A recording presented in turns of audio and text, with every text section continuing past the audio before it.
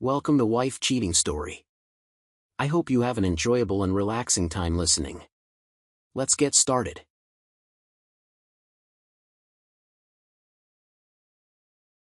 We're grateful for having such amazing viewers like you.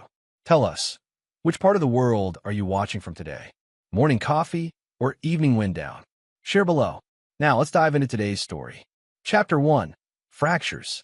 Dominic Valente stared out the window of their rental car as the Romanian countryside blurred past. The ancient villages with their terracotta roofs nestled between rolling green hills should have been picturesque, but the tension inside the vehicle had been suffocating for hours. "You're being ridiculous," Audrey said, not looking up from her phone. "It's just dinner with Preston and the girls. He has connections that could help your career too, if you'd bother trying to be social for once." Dom tightened his grip on the steering wheel. Preston Whitfield. The name alone made his jaw clench. The man had been orbiting Audrey like a satellite since they'd arrived in Bucharest 3 days ago, along with Audrey's circle of friends, Naomi, Veronica, and Brooke, a traveling entourage that turned what should have been their anniversary trip into a circus. "Our anniversary trip," Dom said quietly. "That's what this was supposed to be, remember?" Audrey sighed dramatically. "God, we've been married 5 years. Is celebrating every single year really necessary? Besides, when Preston mentioned he was coming to Romania the same week, it just made sense to coordinate. His yacht party on the Black Sea was incredible. You would have enjoyed it if you hadn't been such a killjoy." Dom bit his tongue, focusing on the winding road.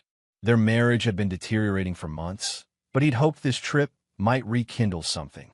Instead, it was becoming painfully clear that his wife preferred the company of her jet-setting friends and the charismatic Preston.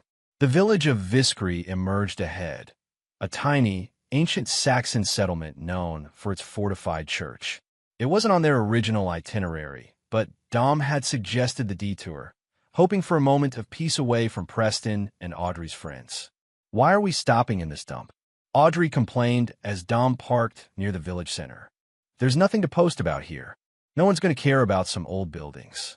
"That's the UNESCO World Heritage Fortified Church," Dom explained, his passion for architecture momentarily overriding his frustration. "The craftsmanship is exceptional. Spare me the history lesson." Audrey cut him off, checking her makeup in the visor mirror. "Let's make this quick. We're meeting everyone at that vineyard in 2 hours." Dom stepped out of the car, inhaling the crisp autumn air. At 35, he'd built a respected career as an architectural preservation specialist, which had brought him to projects across Europe.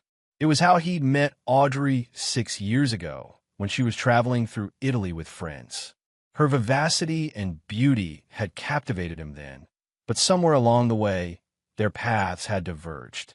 As they walked through the village, Dom's phone buzzed with a message from Gabriela Constantinescu, his Romanian colleague who'd recommended several historical sites for their trip. "The church at Viskry is magnificent. The Prince of Wales owns property there. He fell in love with the village's authenticity. Hope you enjoy it as much as he does." Dom smiled slightly, appreciating Gabriela's enthusiasm for her country's heritage. They'd worked together on a restoration project in Bucharest last year, and he respected her expertise. Perhaps in another life. "Who's that?" Audrey demanded, peering over his shoulder. "Just Gabriela, giving me some information about the village." "Of course," Audrey said coldly. "Your work wife. Always so helpful." Dom pocketed his phone. "She's a colleague, Audrey. A professional contact. Is that why you light up every time she texts?" "Don't think I haven't noticed." Dom stopped walking. "That's unfair. I've never been anything but faithful to you despite." He caught himself. "Despite what?" Audrey challenged, eyes narrowing. Dom hesitated, then decided it was time. "Despite how close you've become with Preston. The late-night drinks. The private tours of Bucharest that conveniently didn't include me." Audrey's laugh was brittle. "You're paranoid. Preston is a friend who happens to know Romania well. Unlike you, he doesn't bore everyone with architectural details or waste time in backward villages like this." They had reached the fortified church, its stone walls rising impressively against the sky. Dom paid for their tickets, though Audrey barely glanced at the structure as they entered. Inside, the church was cool and quiet.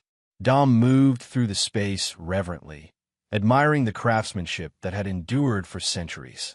Audrey trailed behind, tapping impatiently on her phone. Preston says they've moved dinner to 7, she announced. He's bringing someone he wants you to meet. A developer looking for a historical consultant in Switzerland. Switzerland? Dom turned. What are you talking about? Audrey shrugged. Preston has a project there. He thought you might be interested. I have no plans to work in Switzerland, Dom said firmly. And I'd appreciate being consulted before you and Preston arrange my career. God, you're so ungrateful. Audrey snapped. Preston's trying to help you, and you act like it's some kind of insult. A handful of tourists glanced their way, and Dom lowered his voice. This is exactly the problem, Audrey. You make decisions with him that affect us, without even asking me. Because you just say no. Audrey's voice echoed in the ancient space. You're comfortable in your little world of old buildings and dust. Meanwhile, Preston's offering you an opportunity most architects would kill for. I doubt that, Dom muttered. And I'd like to know exactly what Preston gets out of recommending me. Audrey's face flushed. He's being generous. Something you wouldn't understand. Dom stared at his wife, suddenly seeing her as if for the first time. The woman he'd fallen in love with, the spontaneous, vibrant traveler with genuine curiosity about the world, had been replaced by someone obsessed with status and appearances, someone who treated him with barely disguised contempt. I need some air, he said, turning toward the exit. I'll meet you back at the car in 15 minutes. Outside, Dom walked to a stone wall overlooking the village. He pulled out his phone to text Gabriella a question about the church's history, but hesitated. Audrey's accusation about his work wife wasn't entirely baseless. Though he'd never crossed any lines, he enjoyed Gabriella's company in a way he no longer enjoyed his wife's. He put the phone away without sending a message. Instead, he stared at the peaceful village, knowing that when they reached the car, he needed to have a serious conversation with Audrey about their future. When he returned, Audrey was already in the passenger seat, furiously texting. Dom slid behind the wheel, took a deep breath, and turned to face her. Audrey, we need to talk. This isn't working. She looked up, her expression unexpectedly calm. No, it isn't. She glanced at her watch. But this conversation will have to wait. We're already late for dinner. As Dom started the car, he didn't notice Audrey sending one final text. He knows something. Time for Plan B. Chapter 2. Abandoned. The drive to the vineyard passed in tense silence. Dom's mind raced through options, perhaps a trial separation when they returned home, or a last attempt at counseling. Deep down, he suspected it was too late for either. The Varteju vineyard sprawled across a hillside, its modern glass-walled restaurant overlooking rows of grapevines. Dom parked among a collection of expensive rental cars, noting Preston's distinctive silver Audi. Try to be civil, Audrey said as they approached the entrance. Preston's connections could still be valuable, regardless of what happens with us. Dom stopped walking. What's that supposed to mean? Before Audrey could answer, the restaurant doors swung open, and Preston emerged, arms spread wide. At 38, Preston Whitfield exuded the confidence of a man accustomed to getting what he wanted. His tailored linen suit and carefully styled hair projected wealth and taste. The Valentes arrive at last. Preston called out. We were about to send a search party. Audrey transformed instantly, her sullen demeanor replaced by a dazzling smile as she kissed Preston on both cheeks. Sorry we're late. Dom insisted on a detour to some ancient church. Preston's eyes met Dom's, a hint of mockery in his gaze. Ah, the consummate professional. Always working, even on vacation. Some of us have to, Dom replied evenly. Preston laughed too loudly. Come inside. The Fidiasca Negra is extraordinary, and Chef Dragomir has prepared a feast.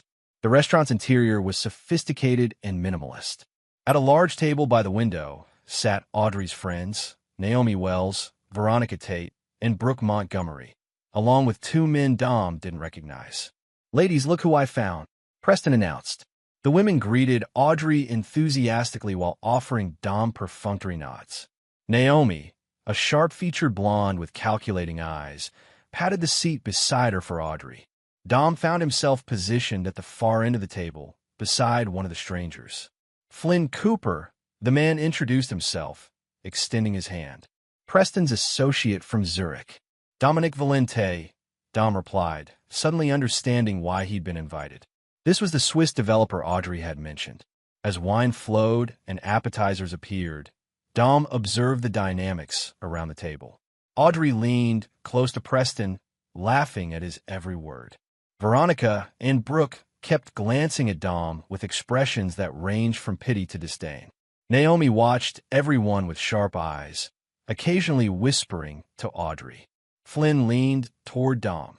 Preston speaks highly of your work, preserving historical properties. We have a project in Interlaken, a 19th century hotel we're converting to luxury residences. We need someone who can maintain its historical integrity while modernizing the interior. I'm not currently taking new projects, Dom said, his eyes fixed on Preston's hand resting casually on Audrey's shoulder. Flynn followed his gaze. I see. He lowered his voice. For what it's worth, that's been going on for months. Since London, at least. Dom's glass stopped halfway to his lips. Excuse me? Flynn looked uncomfortable. Sorry. I thought you knew. They weren't exactly discreet at the Mayfair property launch. The London trip. 4 months ago. Audrey had joined him for the first few days of a restoration consultation, then stayed on alone while he returned for an emergency at another project. She'd been different since then, distant, critical, constantly on her phone. Dom set down his glass carefully, pieces falling into place. The Swiss job offer suddenly made sense, a convenient way to get him out of the picture. When does the Interlaken project begin? He asked Flynn casually. Next month. Why? Having second thoughts. Just curious about the timeline. Dom's mind was racing. Would Preston be involved directly? Flynn snorted. Preston's never directly involved in anything that might carry liability. He creates the connections, takes his percentage, and moves on to the next deal. The Interlaken property technically belongs to a holding company registered in Cyprus. Very creative accounting. Dom nodded, filing away this information. And how do you fit in? Flynn swirled his wine. I handle local complications. Make problems disappear. He studied Dom. Like I said, Preston speaks highly of your professional skills. Less enthusiastically about your personal situation. Before Dom could respond, Preston tapped his glass for attention. Friends, a toast. To new ventures and exciting partnerships. Some professional, his eyes flicked between Audrey and Dom, and some decidedly more pleasurable. Everyone laughed except Dom, who took a long sip of wine to mask his expression. As the main course arrived, he watched Audrey whisper something to Naomi, who then passed a message to Veronica and Brooke.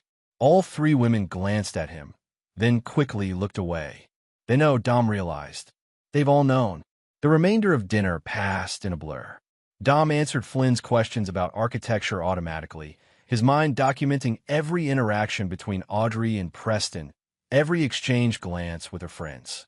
By dessert, a cold clarity had replaced his initial shock.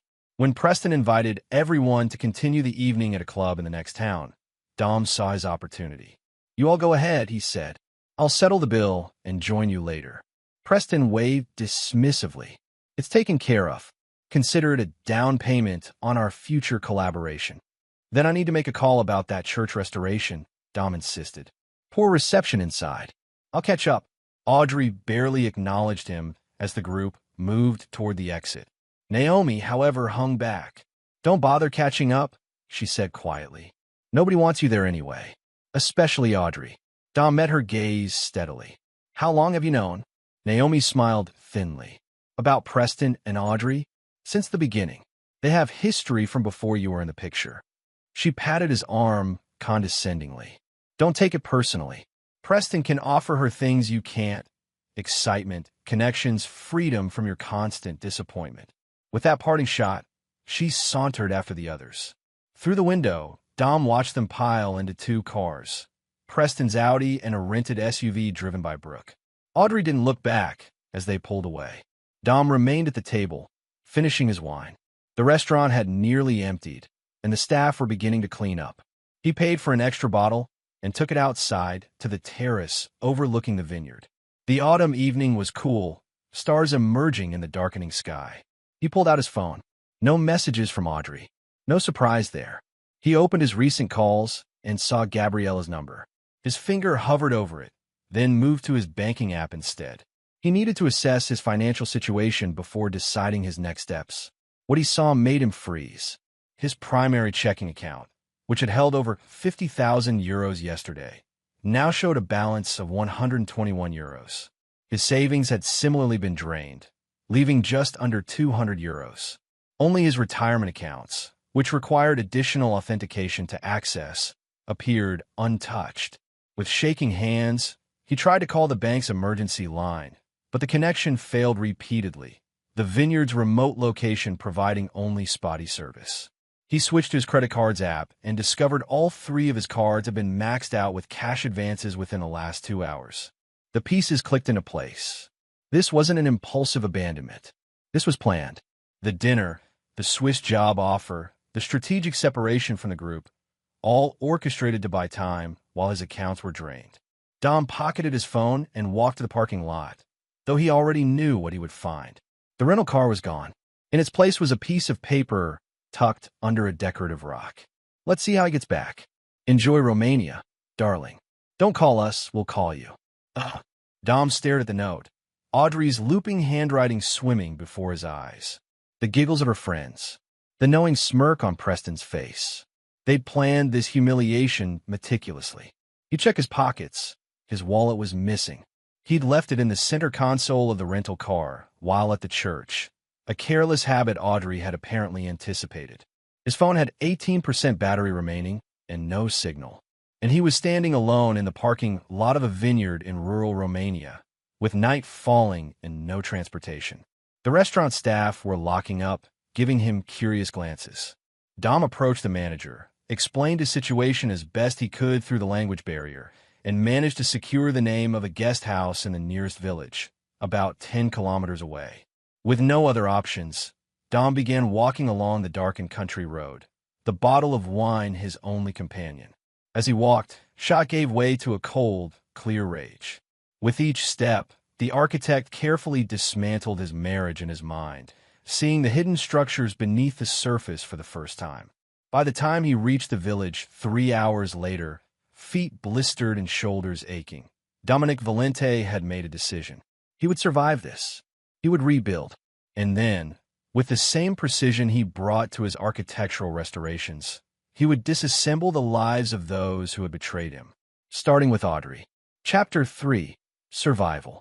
The guest house was a modest building with geraniums and window boxes and a hand-painted sign. Inside, an elderly woman looked up from her knitting as Dom pushed open the door.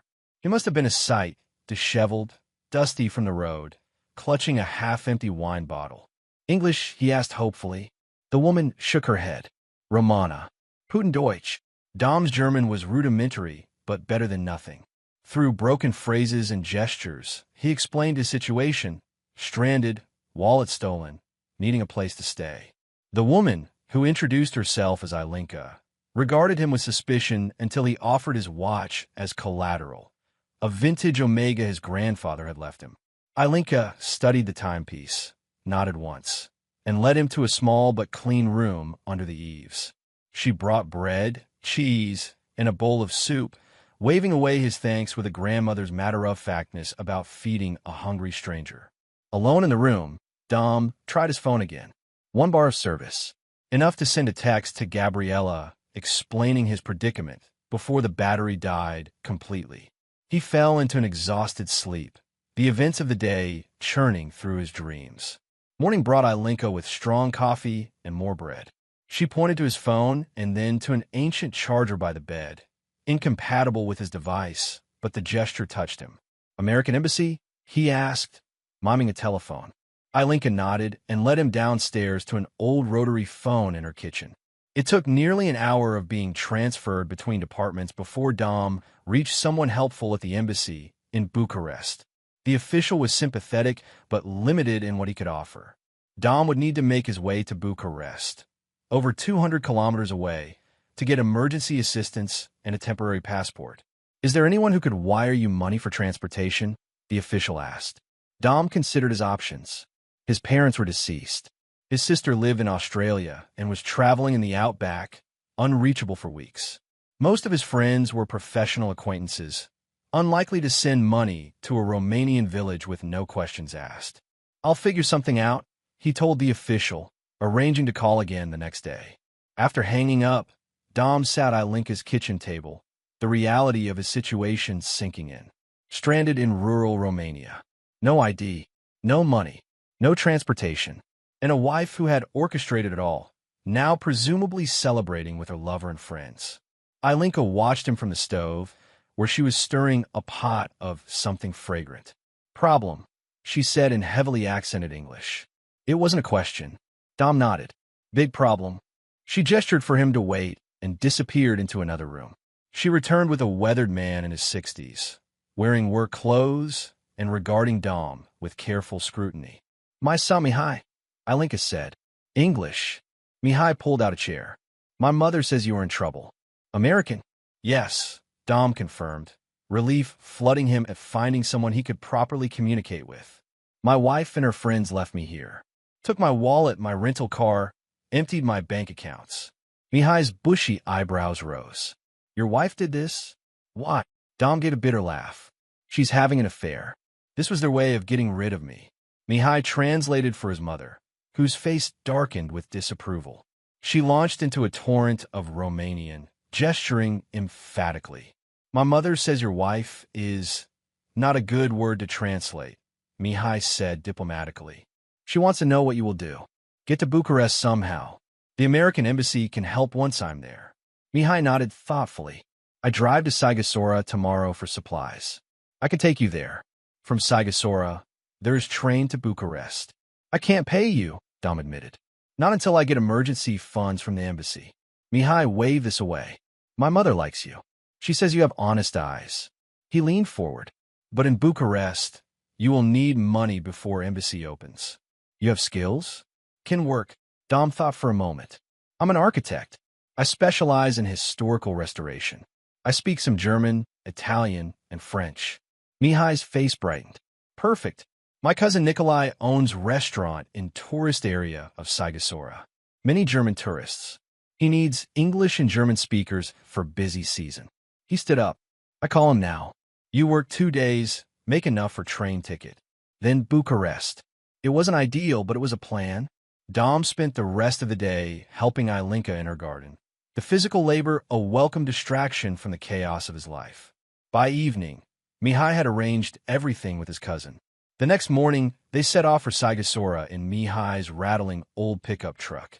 As they drove through the misty Romanian countryside, Mihai offered his perspective. "In Romania, family is everything," he said, negotiating a sharp turn. "What your wife did, this is unforgivable. In old times, such betrayal had serious consequences." Dom stared out the window. "I'm not from old times." Mihai glanced at him. "Perhaps not, but some traditional values are worth keeping. No? Loyalty, honor, justice. Justice." The word resonated with Dom. Not revenge. That was too emotional, too messy. Justice implied balance, restoration of what was right. The architect in him appreciated this concept. Sighisoara was a medieval citadel town. Its colorful buildings and cobblestone streets normally would have fascinated Dom. Instead, he focused on the immediate problem, earning enough for a train ticket to Bucharest. Nikolai's restaurant sat in the shadow of the famous clock tower. The cousin was a boisterous man who clapped Dom on the shoulder and immediately put him to work translating the menu into German and English, then serving as a waiter for the lunch rush. The work was exhausting but effective. Between the salary Nikolai paid him and the tips from appreciative German tourists, Dom had enough for his train ticket by the end of the second day. What's more, he'd made connections. Nikolai's son Adrian worked for a travel agency and helped Dom secure a temporary replacement for his driver's license using the digital copy Dom had fortunately stored in his email. "Not fully legal," Adrian admitted, "but good enough to get a hotel room until your embassy opens." The night before he was to leave for Bucharest, Dom sat with Mihai at a small table outside the restaurant. The older man had brought clothes for Dom, simple, sturdy items that would serve him better than his increasingly disheveled vacation attire. "What will you do when you return to America?" Mihai asked. "Divorce, yes." Dom nodded, sipping the local plum brandy. "Immediately. And then? Rebuild your life." Dom stared up at the stars. "First justice, then rebuilding." Mihai studied him. "This justice, it will not bring back what you lost." "No," Dom agreed, "but it will ensure they lose what they took from me." Mihai seemed to reach a decision. He pulled out a worn leather notebook and scribbled something.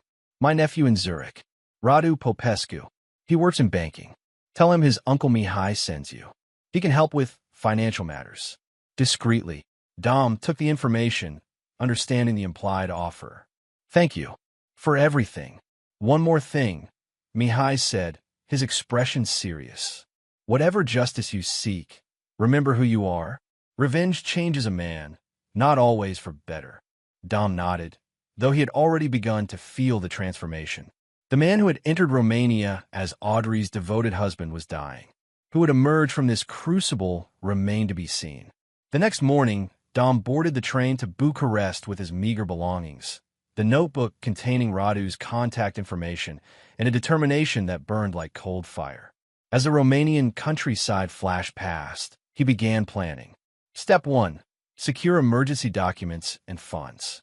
Step 2. Track Audrey and Preston's movements. Step 3. Reach Switzerland before they could clean out his retirement accounts. Step 4. Begin dismantling their lives with the same ruthless efficiency they had applied to his. By the time the train pulled into Bucharest's Gara de Nord station, Dom had shed the last vestiges of the man who had trusted his wife.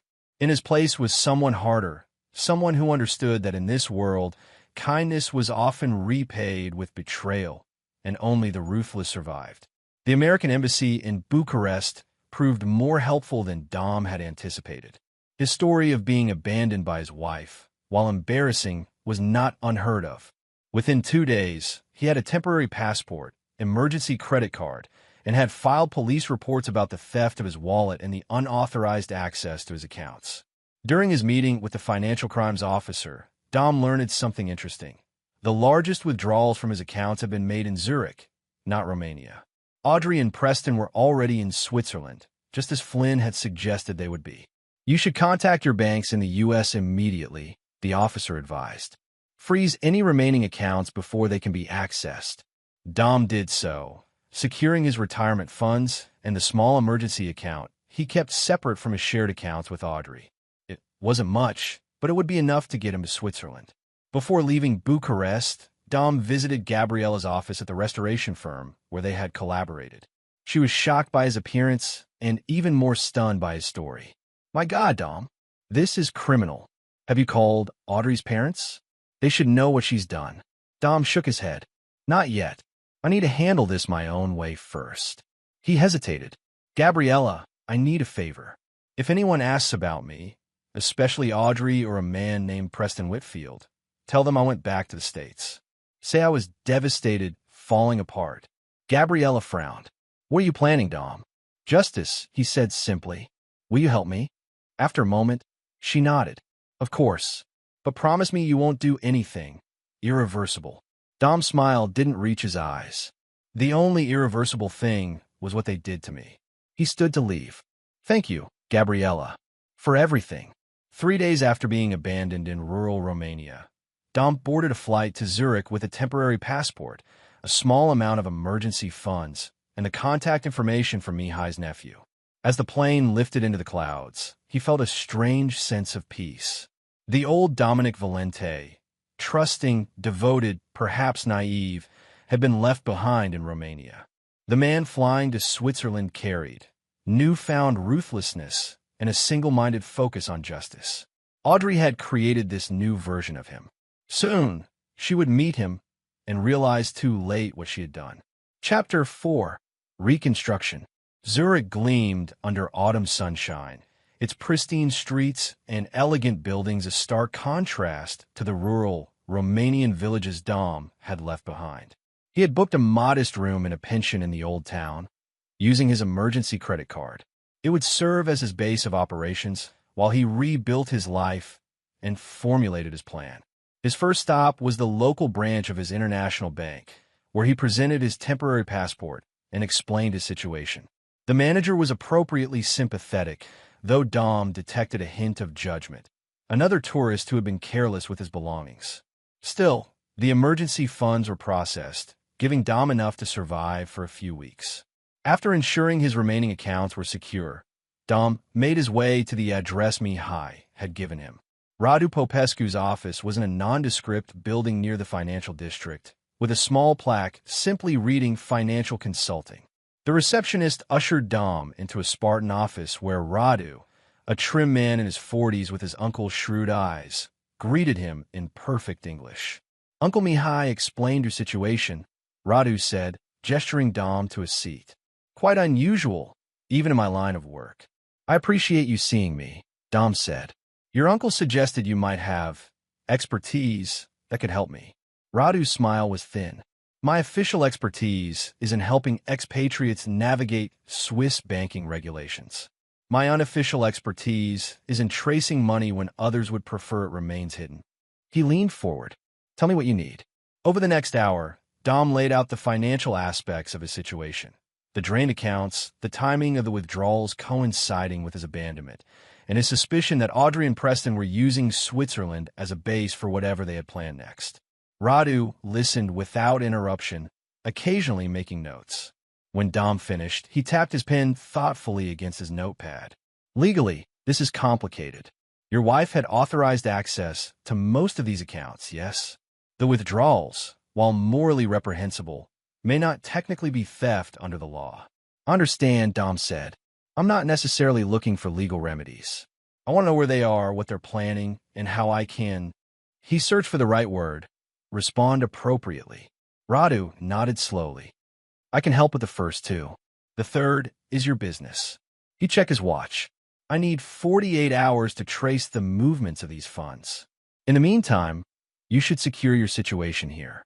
Extend your hotel reservation, get proper clothes, and most importantly, establish a new banking presence that your wife cannot access. Dom left with instructions to return in 2 days and a list of recommended steps to stabilize his position. As he walked through Zurich's pristine streets, he felt a strange sense of empowerment. For the first time since being abandoned, he was taking concrete action rather than simply reacting to disaster. Following Radu's advice, Dom visited a recommended tailor for 2 basic business suits, found a longer-term apartment rental through an agency that accepted his temporary identification, and opened a new account at a different bank using his emergency documentation. His next step was to contact his firm in Boston. Using the apartment's secure internet connection, Dom arranged a video call with his partners, Martin Calloway and Diana Rivera. Dom, thank God, Diana exclaimed when his face appeared on screen. Audrey called the office 3 days ago, saying you'd had some kind of breakdown in Romania. She said you destroyed your phone during an argument and gone off-grid. We've been worried sick. Dom's expression hardened. That's not exactly what happened. He recounted the true events, watching their faces shift from concern to shock to anger. Jesus Christ, Martin muttered. Have you gone to the police? I filed reports in Romania and with the embassy, Dom confirmed. But there are complications. She had legal access to most of our accounts, and I'm still piecing together exactly what happened. What do you need from us? Diana asked practically. Time and discretion, Dom replied. I'm establishing myself in Switzerland for the foreseeable future. I can work remotely on the Boston Public Library restoration plans, and I need you to keep my location confidential if Audrey or anyone else inquires. Of course, Martin agreed. But Dom, eventually you'll need to return and deal with this legally. Divorce, criminal charges, whatever's appropriate. I will, Dom assured him. But first, I need to understand exactly what they're planning and why Switzerland was their destination. After the call ended, Dom sat back and considered his next steps. He needed more information about Preston Whitfield and the Swiss project Flynn had mentioned. Using his architectural credentials, he crafted careful emails to contacts in historical preservation circles in Switzerland, inquiring about major renovation projects in Interlaken. By evening, he had received several responses, including one that proved illuminating. The Hotel Belvedere project has been controversial among preservationists. The developer is using a Cyprus-based holding company, but rumor has it that American investors are behind it. Some of the proposed modifications would destroy significant historical elements. There's a public forum about it next week in Interlaken if you're interested. Dom added the forum to his calendar. It would be his first opportunity to potentially observe Preston in a professional setting, without being seen himself. The following day, Dom visited several real estate agencies, posing as a potential investor interested in historical properties. 2 conversations yielded additional information about Preston's Swiss operations, particularly his pattern of purchasing historically significant properties, renovating them with minimal regard for preservation standards, and flipping them to wealthy international buyers. When Dom returned to Radu's office as scheduled, the financial consultant had assembled a detailed report. Your wife and her companions arrived in Zurich 4 days ago, Radu began, spreading documents on his desk. They stayed one night at the Bauer Lac, one of our most expensive hotels, before moving on to Interlaken. The funds withdrawn from your accounts were initially deposited in a temporary account here, then transferred to an investment vehicle associated with this property development. He slid across a prospectus for the Hotel Belvedere renovation. This is the same project I've been hearing about, Dom said, examining the document. Preston Whitfield's Cyprus company is the developer? Rado nodded. Whitfield Preservation Partners. A misleading name, given their reputation among actual preservationists. The interesting part is this. He pointed to a document showing fund allocations. Your money, approximately 200,000 euros, has been designated as an architectural consultation fee, ostensibly for your services on the project. Dom stared at the document, the audacity of the scheme becoming clear. They're using my money to pay for work they expect me to do. It appears so, Radu confirmed. I believe the plan was to bring you into the project legitimately, have you do the preservation work to satisfy local regulations, then gradually transition you out while keeping most of the fee. Your wife would claim her portion in the divorce as joint assets invested during the marriage. And now that I'm not cooperating with their plan? Radu shrugged. They'll need to find another preservation architect quickly. The permits require an expert with your credentials to sign off on the plans. Dom considered this information, architectural possibilities forming in his mind. Can you give me the actual plans for the renovation? Not just this prospectus, but the technical specifications they've filed with the local authorities? Possible, yes. Expensive, also yes.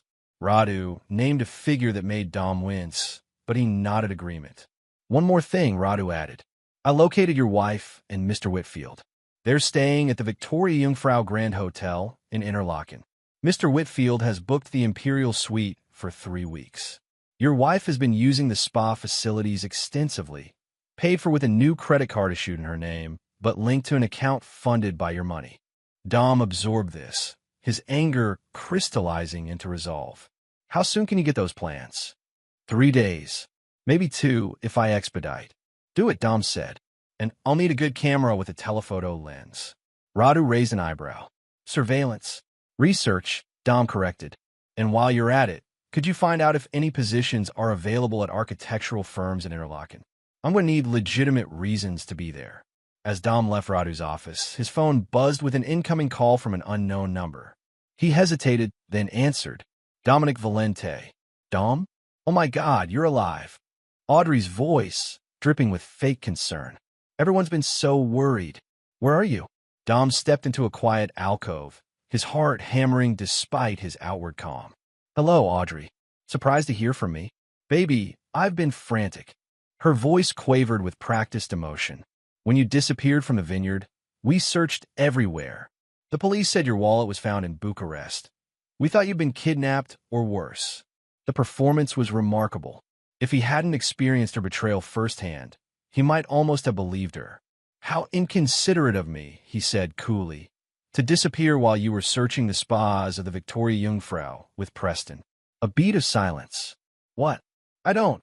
Save it, Audrey. I know everything. The affair, the drained accounts, the plan to use me for the Belvedere project before discarding me.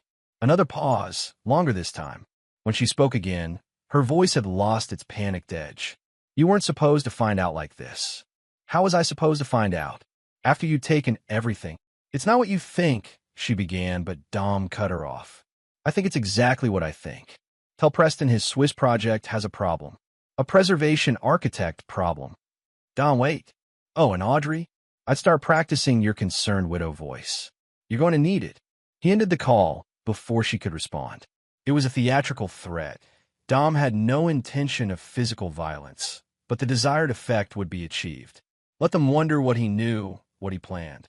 Let them waste resources looking over their shoulders while he constructed his response. Over the next week, Dom established himself in Interlaken, securing a small apartment and a consulting position with a local architectural firm specializing in historical properties.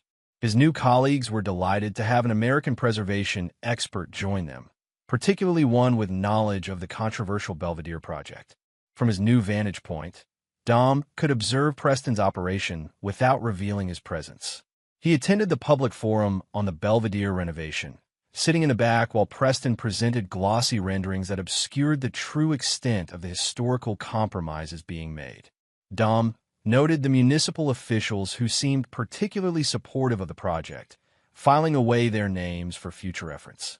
Through his firm, Dom gained access to building records for Preston's previous Swiss projects, discovering a pattern of code violations, historical compromises, and inspectors who mysteriously found no issues with the work. It was a sophisticated operation that balanced on the edge of legality, profitable precisely because it cut corners others wouldn't dare to cut.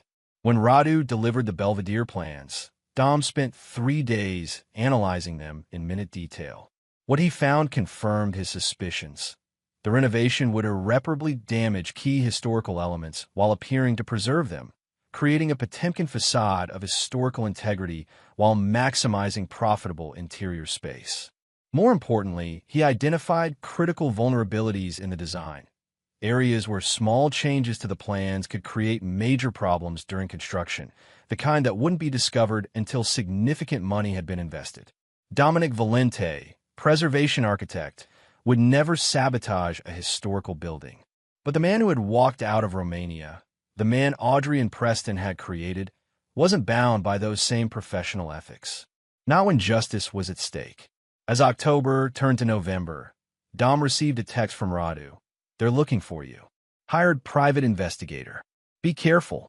That evening, Dom stood at his apartment window, watching snow begin to fall on the distant peaks surrounding Interlaken.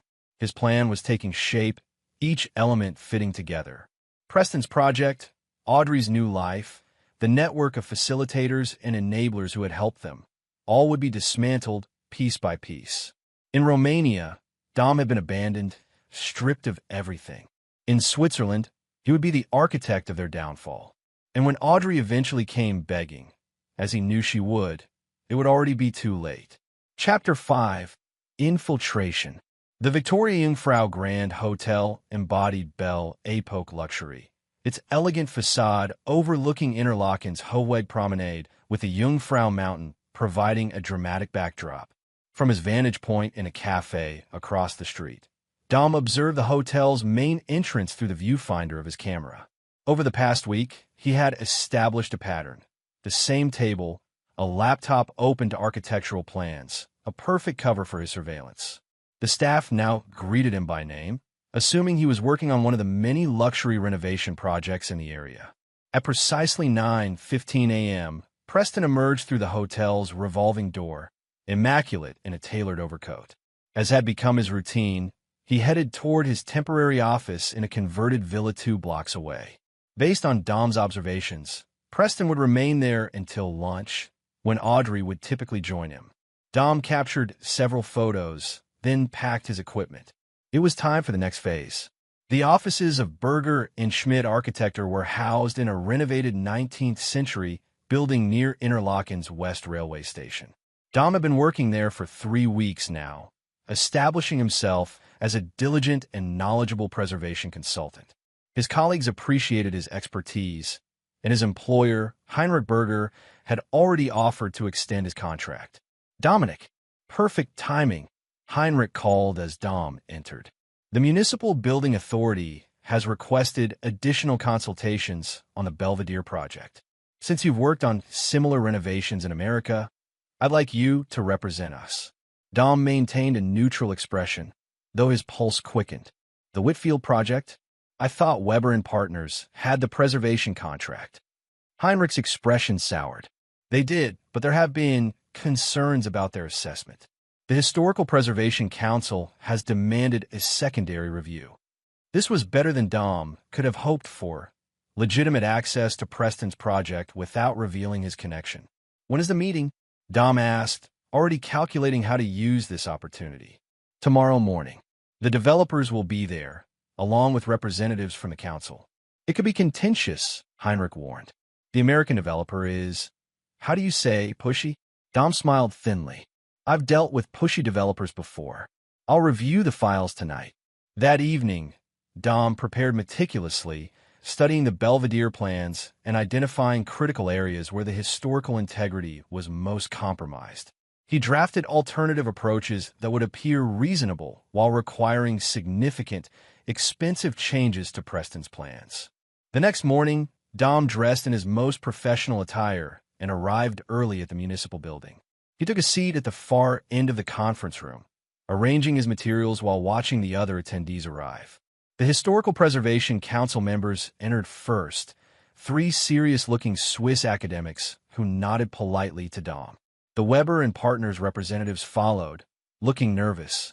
Finally, the door opened to admit Preston, flanked by Flynn Cooper and another man Dom didn't recognize.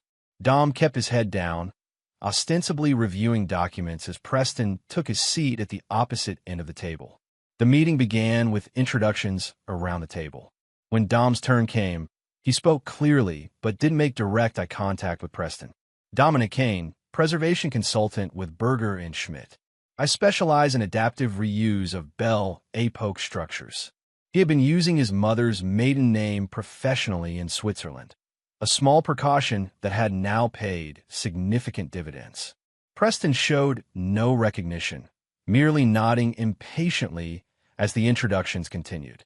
The meeting proceeded with a presentation of the Belvedere plans by Weber and Partners, followed by the Preservation Council's concerns. When Dom was invited to offer his assessment, he spoke with measured authority, highlighting specific issues that would resonate with the council members. The proposed modifications to the east wing would irreversibly damage the original Berkey ironwork, he noted, displaying a detail from the plans.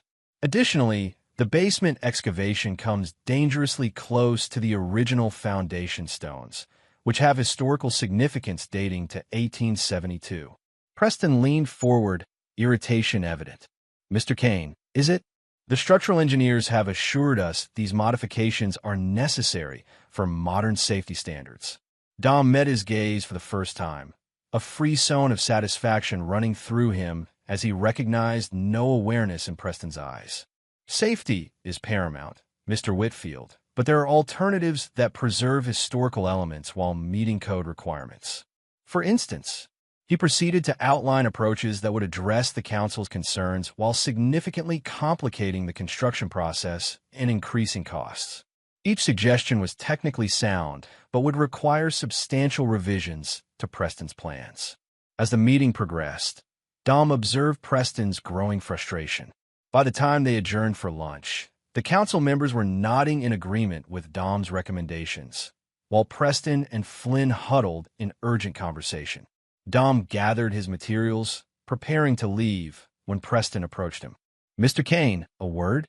Dom turned, face professionally neutral. Of course.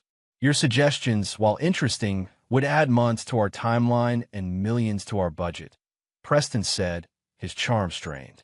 Perhaps we could discuss some more practical alternatives over lunch. My treat. Dom pretended to check his watch. I'm afraid I have another appointment. However, I'd be happy to prepare a detailed report addressing your concerns. Flynn joined them, eyeing Dom with suspicion. Have we met before? You look familiar. Dom smiled blandly. I don't believe so. I've only been in Switzerland for a month. Before that, I was working in Boston. Must be mistaken, Flynn muttered, though his expression remained dubious. I'll have that report to you by Thursday, Dom said to Preston, extending his hand. I believe we can find solutions that satisfy all parties. Preston's handshake was firm, his smile not reaching his eyes. I look forward to it, Mr. Kane. As Dom left the building, he allowed himself a moment of satisfaction. Phase 1 had been successfully executed. He had positioned himself within Preston's project, created legitimate obstacles, and done so without revealing his identity. That afternoon, Dom visited Radu with a new request: background information on every official involved with the Belvedere project approvals. If Preston had been circumventing regulations on previous projects, he'd need allies within the municipal government. Identifying those connections would be crucial to Dom's plan. 3 days later, Radu delivered a comprehensive dossier. 2 building inspectors and 1 municipal councilor showed suspicious financial activities coinciding with Preston's previous Swiss projects. Most interesting was Edouard Meyer, the chief building inspector, who had recently purchased a vacation property in southern Spain that seemed beyond his official salary. Dom's next move was to cultivate a relationship with Klaus Weber, the principal of Weber & Partners, whose firm held the primary preservation contract for the Belvedere. Over coffee at a discreet cafe, Dom carefully probed the stressed architect. The council seems unusually focused on this project, Dom observed. Have they been this demanding on your other renovations? Weber glanced around before responding quietly. Never. My firm has handled dozens of historical renovations. Suddenly, with Belvedere, every detail is scrutinized. I believe, he hesitated, I believe I am being set up to take blame if anything goes wrong. By Whitfield, Weber nodded miserably. The original plans I submitted were appropriate. Then came suggestions for modifications, ways to maximize space, reduce costs. When I objected on preservation grounds, I was reminded how easily my firm could be replaced. Do you still have your original plans? Dom asked casually. Weber's eyes widened. Yes, but what good would that do now? Documentation, Dom suggested. Insurance, in case accusations fly later. 2 days later, a manila envelope arrived at Dom's apartment containing Weber's original preservation plans. Plans that would prove Preston had pressured the architect to compromise historical standards. Meanwhile, Dom's report to Preston was a masterpiece of technical obfuscation, appearing collaborative while inserting requirements that would significantly impact the project's profitability. When Preston requested a meeting to clarify certain points, Dom made sure it was scheduled at Berger and Schmidt's office with Heinrich present. The meeting was tense, with Preston barely containing his frustration as Dom defended each recommendation with reference to Swiss preservation standards. When Preston suggested more flexible interpretations might be possible, Dom expressed concern that such approaches might not satisfy the council's heightened scrutiny. This project seems to have attracted unusual attention, Dom observed innocently. Is there a particular reason for that? Preston's jaw tightened momentarily before he recovered his smooth demeanor. Perhaps our American approach has ruffled some feathers. Europeans can be traditional. Perhaps, Dom agreed mildly. Or perhaps there are concerns about the pattern established by your previous renovations. Preston's eyes narrowed slightly. You've researched my work? Of course. Due diligence. Dom smiled professionally. The Lauterbrunnen project, for instance, had several post-completion issues with historical elements, and the Grindelwald chalets exhibited structural problems that weren't identified during inspection. Flynn, who had been quiet until now, leaned forward. You seem remarkably well-informed about our projects, Mr. Kane. Dom met his gaze steadily. It's my job to be informed, Mr. Cooper. Historical preservation is a small community, even internationally. After Preston and Flynn departed, Heinrich clapped Dom on the shoulder. I've never seen anyone stand their ground so effectively against Whitfield. Most people fold under his pressure or succumb to his charm. I'm immune to both, Dom said with a thin smile. That evening, as snow fell heavily outside his apartment windows, Dom reviewed his progress. He had successfully infiltrated Preston's operation, created legitimate obstacles to the Belvedere project, and gathered evidence of questionable practices. but he had yet to make a move that would directly impact Audrey. The opportunity came unexpectedly the following day, when Dom overheard two colleagues discussing a charity gala at the Victoria Jungfrau that weekend, a fundraiser for alpine cultural preservation that would attract Interlaken's elite, including Preston and his glamorous American companion. Dom secured an invitation through Heinrich, who was pleased to have his firm represented at such a prestigious event. The evening of the gala, Dom dressed in his best suit and arrived fashionably late, positioning himself at the bar with a clear view of the entrance. When Audrey appeared on Preston's arm, Dom felt a curious detachment. She was stunning in a burgundy gown, her hair elegantly styled, laughing at something Preston whispered in her ear. To anyone watching, they appeared to be the perfect power couple, wealthy, attractive, at ease in luxury surroundings. Only Dom knew the foundation their display was built upon: his stolen money, his derailed career, his abandoned body on a dark Romanian road. The cold rage that had sustained him sharpened to a fine point as he watched them work the room, Audrey charming the Swiss elite while Preston networked. Dom circulated carefully, avoiding their immediate vicinity while positioning himself to overhear conversations. By midnight, he had gathered useful intelligence. Preston was hosting a site visit at the Belvedere for potential investors the following week. Audrey was cultivating relationships with the wives of key municipal officials. And most importantly, they were planning to proceed with construction despite the Preservation Council's concerns. As the evening wound down, Dom positioned himself near the coat check, timing his departure to coincide with a moment when Audrey stepped away from Preston to visit the ladies' room. When she emerged, Dom deliberately stepped in her path. The recognition in her eyes was immediate and absolute. She froze, color draining from her face. "Lovely event, isn't it?" Dom said conversationally, as though addressing a stranger. The Swiss certainly know how to preserve their cultural heritage. Audrey glanced frantically around, confirming Preston was out of earshot. "What are you doing here?" she hissed. "I live here now," Dom replied calmly. "Beautiful country, excellent banking system, fascinating architectural preservation challenges." Her eyes narrowed. "If you think you can ruin this for me." "Ruin what exactly? Your relationship with Preston? Your access to my money? Your carefully constructed narrative about your unstable ex-husband?" Something flickered in her expression. Calculation, perhaps, or the beginning of fear. "What do you want, Dom?" He smiled, cold and precise. "Justice. Nothing more, nothing less." "Dom, listen." She lowered her voice, leaning closer. "Things got out of hand in Romania. It wasn't supposed to go that far. If you'll just be reasonable." Reasonable. The word hung between them, razor sharp. Like abandoning someone in a foreign country without money or identification was reasonable. Like draining shared accounts was reasonable. "I can explain everything," she began, but Dom cut her off with a quiet laugh. "Too late for explanations, Audrey. Much too late." He glanced past her. "Your boyfriend is looking for you. Better hurry. He seems impatient." Audrey turned to see Preston scanning the crowd, his expression darkening when he spotted her engaged in intense conversation with a stranger. "This isn't over," she whispered urgently, turning to leave. "On that, we agree completely," Dom replied, watching her hurry back to Preston's side. He observed their interaction from a distance. Her plastered-on smile, the whispered exchange, Preston's suspicious glance in his direction. Dom raised his glass in a mocking toast before slipping out into the snowy night. The encounter had served its purpose. Audrey now knew he was in Switzerland, that he was aware of their plans, and most importantly, that he was not the broken man they had expected him to be.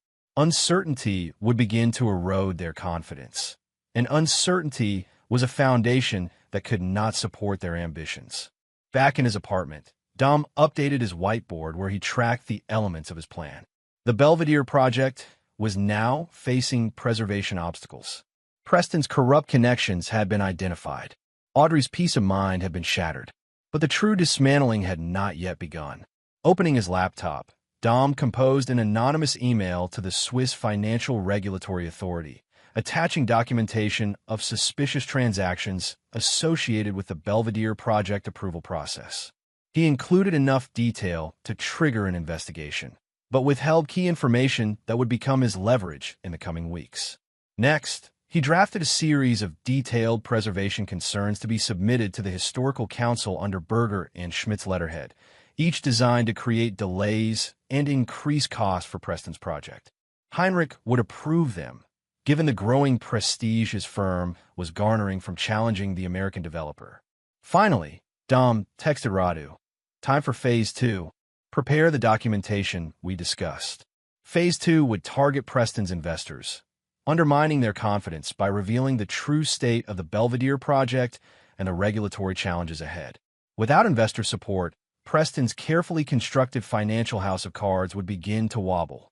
As for Audrey, her reckoning would come last, when she had witnessed Preston's downfall and recognized her own vulnerability. Dom wanted her to experience the same gradual, dawning horror he had felt on that dark Romanian road. The realization that everything she had built her future upon was disintegrating beneath her feet. Outside, the snow continued to fall, blanketing Interlaken in pristine white. Dom stood at his window, watching the flakes swirl in the streetlights. There was a certain beauty in it, destruction and renewal, proceeding with natural inevitability. Just like his plan. Chapter 6. Escalation. The offices of the Swiss Financial Markets Supervisory Authority, FINMA, in Bern projected the serious efficiency one would expect from the nation's financial regulator. Dom sat in a minimalist reception area, waiting for his appointment with senior investigator Adrian Keller. The dossier on his lap contained carefully selected documents, enough to pique official interest without revealing his personal connection to the case. "Hurricane? Investigator Keller will see you now," the receptionist announced. Dom was shown into a spare office where Keller, a precise man in his 50s with steel-rimmed glasses, gestured him to a seat. "You indicated you have information regarding potential financial irregularities connected to the Hotel Belvedere renovation in Interlaken," Keller began, his English crisp and formal. "Yes," Dom confirmed, opening his folder. "In my capacity as a preservation consultant with Berger and Schmidt, I've encountered suspicious patterns surrounding the project's approval process." Over the next hour, Dom presented evidence suggesting corrupt relationships between Preston's development company and key municipal officials. He highlighted unusual cash flows, questionable property purchases by Inspector Edouard Meyer, and inconsistencies in the approval documentation. "Why bring this to FINMA rather than the local police?" Keller asked, studying Dom carefully. "The financial aspects cross cantonal and international boundaries," Dom explained. "And frankly, I'm concerned about local influence. The developer has cultivated strong relationships with municipal authorities. I notice you have not included all the supporting documentation referenced in your notes," Keller observed. Dom nodded. "Security concerns. I have the complete files secured elsewhere, available when needed for official proceedings." It was a calculated withholding, ensuring his continued relevance to any investigation while maintaining control over the narrative. Keller closed his notebook. "We will look into these matters discreetly for now. If your allegations prove substantive, there may be both regulatory and criminal implications. Understand, discretion is appreciated given my professional position." As Dom left FINMA's offices, he checked his watch. Perfect timing for his next appointment, a chance encounter with one of Preston's primary investors. The Bellevue Palace Hotel's lobby bar offered the ideal setting, refined, discreet, and frequented by Bern's financial elite. Dom ordered a mineral water and positioned himself at a table with visibility of the entrance. At precisely 2:15 p.m., Otto Reinhardt entered, exactly as Radu's intelligence had predicted. Reinhardt, a senior partner at Zurich Capital Partners, was the lead investor in Preston's Belvedere project. According to Radu's research, he was also increasingly concerned about delays and rising costs. Dom waited until Reinhardt had ordered a coffee, then approached his table. "Herr Reinhardt, Dominic Kane, Berger, and Schmidt Architecture. I hope I'm not interrupting." Reinhardt looked up, momentarily surprised. "Not at all. Berger and Schmidt. You're consulting on the Belvedere, yes?" "That's right. I won't take much of your time. But since I recognized you, I wanted to introduce myself.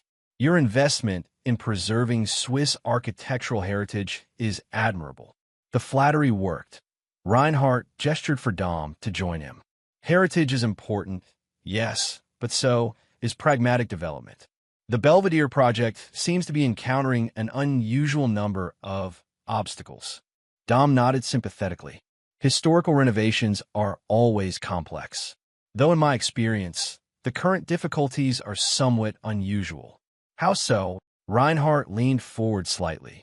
Typically, preservation concerns are identified early and addressed in the initial planning. The Belvedere issues emerged suspiciously late. Dom paused, letting the implication hang. One might wonder why the preliminary approvals progressed so smoothly, only for substantial problems to arise after significant investment had been committed. Reinhardt's expression darkened. "Are you suggesting impropriety in the approval process?" Dom maintained a professional demeanor. "I'm simply noting the pattern is atypical, especially considering similar patterns in Mr. Whitfield's previous Swiss projects." Previous projects? Reinhardt's coffee sat forgotten. The Lauterbrunnen renovation, the Grindelwald chalets.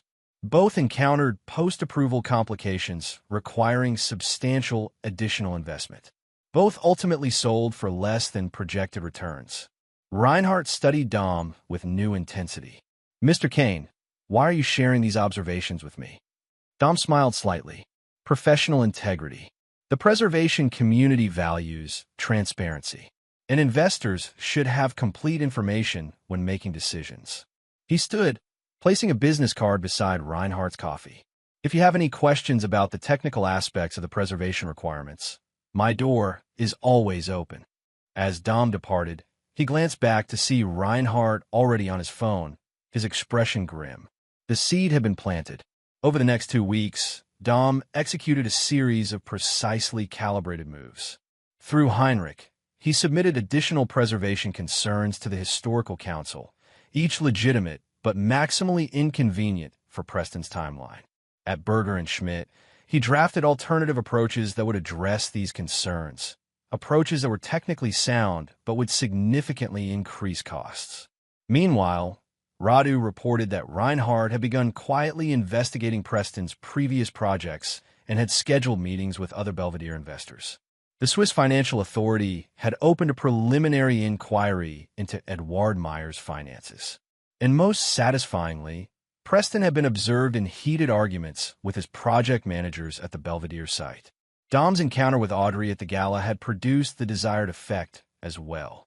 Through the interlocking grapevine, he learned she had become increasingly anxious, checking over her shoulder in public, asking questions about an American architect named Kane. The pressure was building, but Dom knew better than to underestimate either Preston or Audrey. They had proven their capacity for ruthlessness in Romania. He needed to be prepared for their counterattack. It came sooner than expected. Returning to his apartment one evening, Dom found the door slightly ajar. Inside, everything appeared untouched, but his instincts screamed danger. A thorough check revealed sophisticated listening devices planted in the living room and bedroom. His laptop had been accessed. Not obviously, but the security program he'd installed recorded an intrusion attempt. Rather than removing the bugs, Dom left them in place.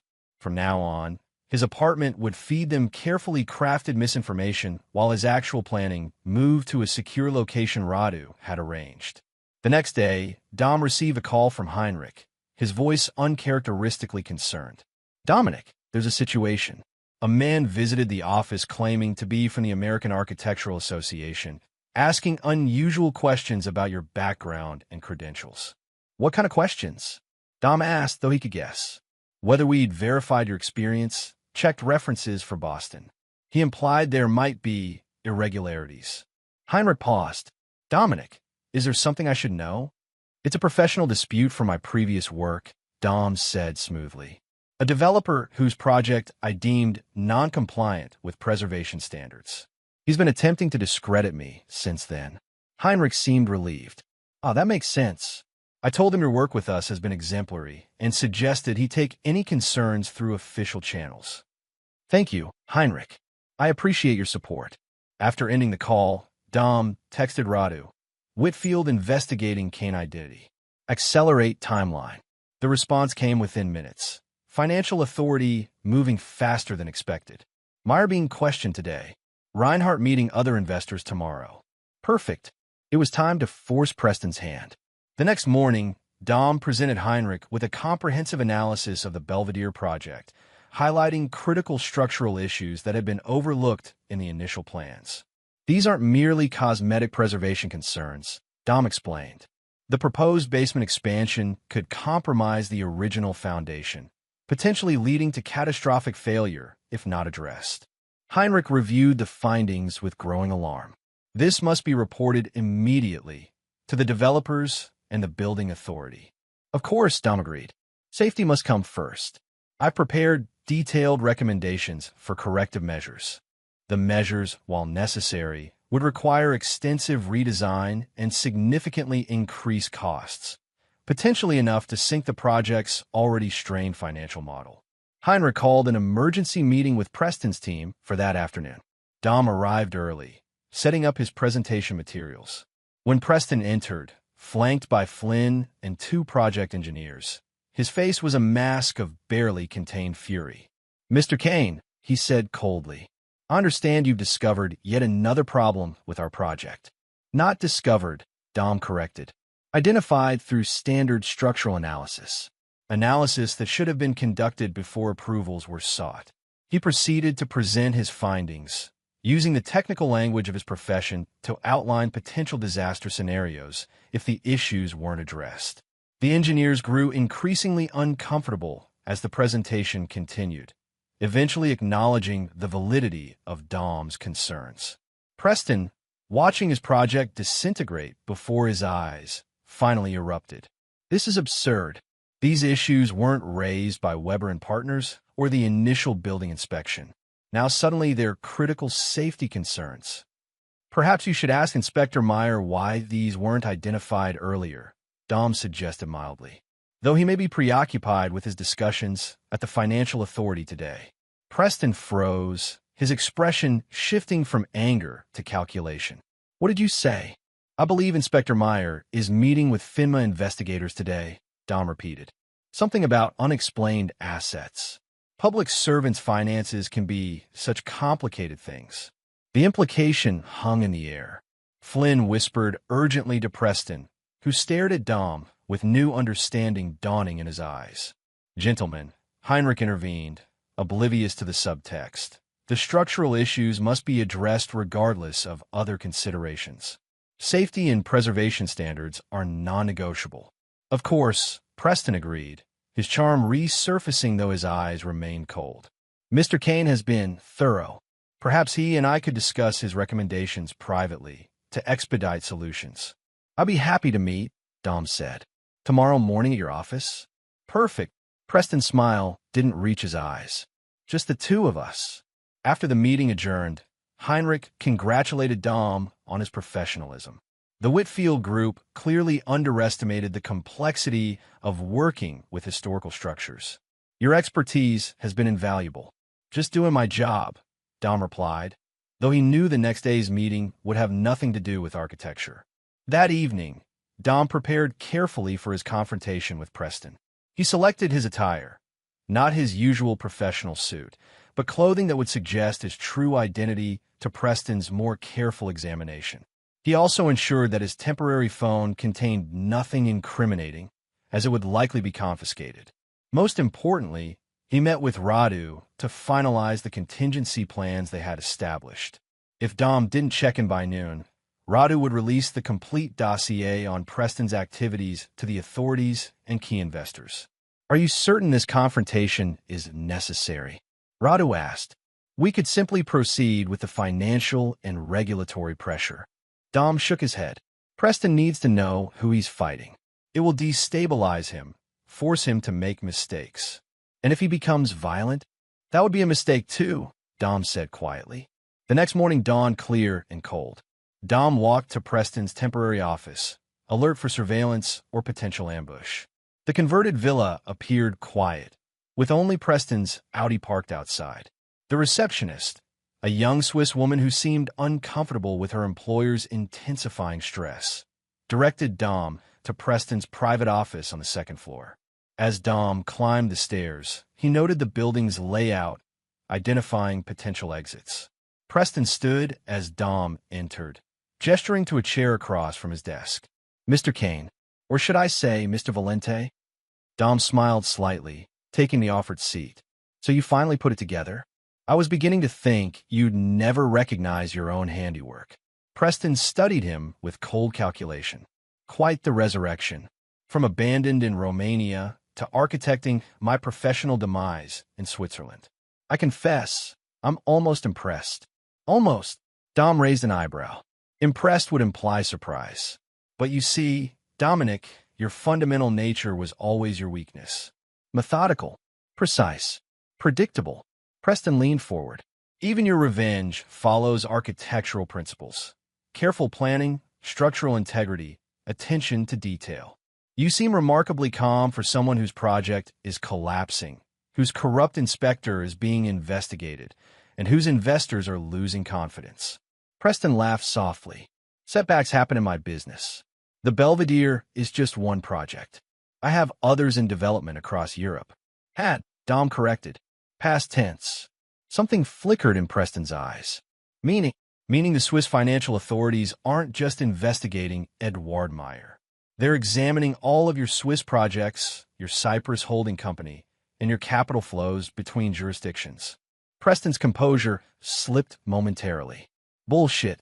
They couldn't possibly have the documentation they need." Dom finished. "They do. Not all of it, not yet, but enough to freeze operations while they investigate."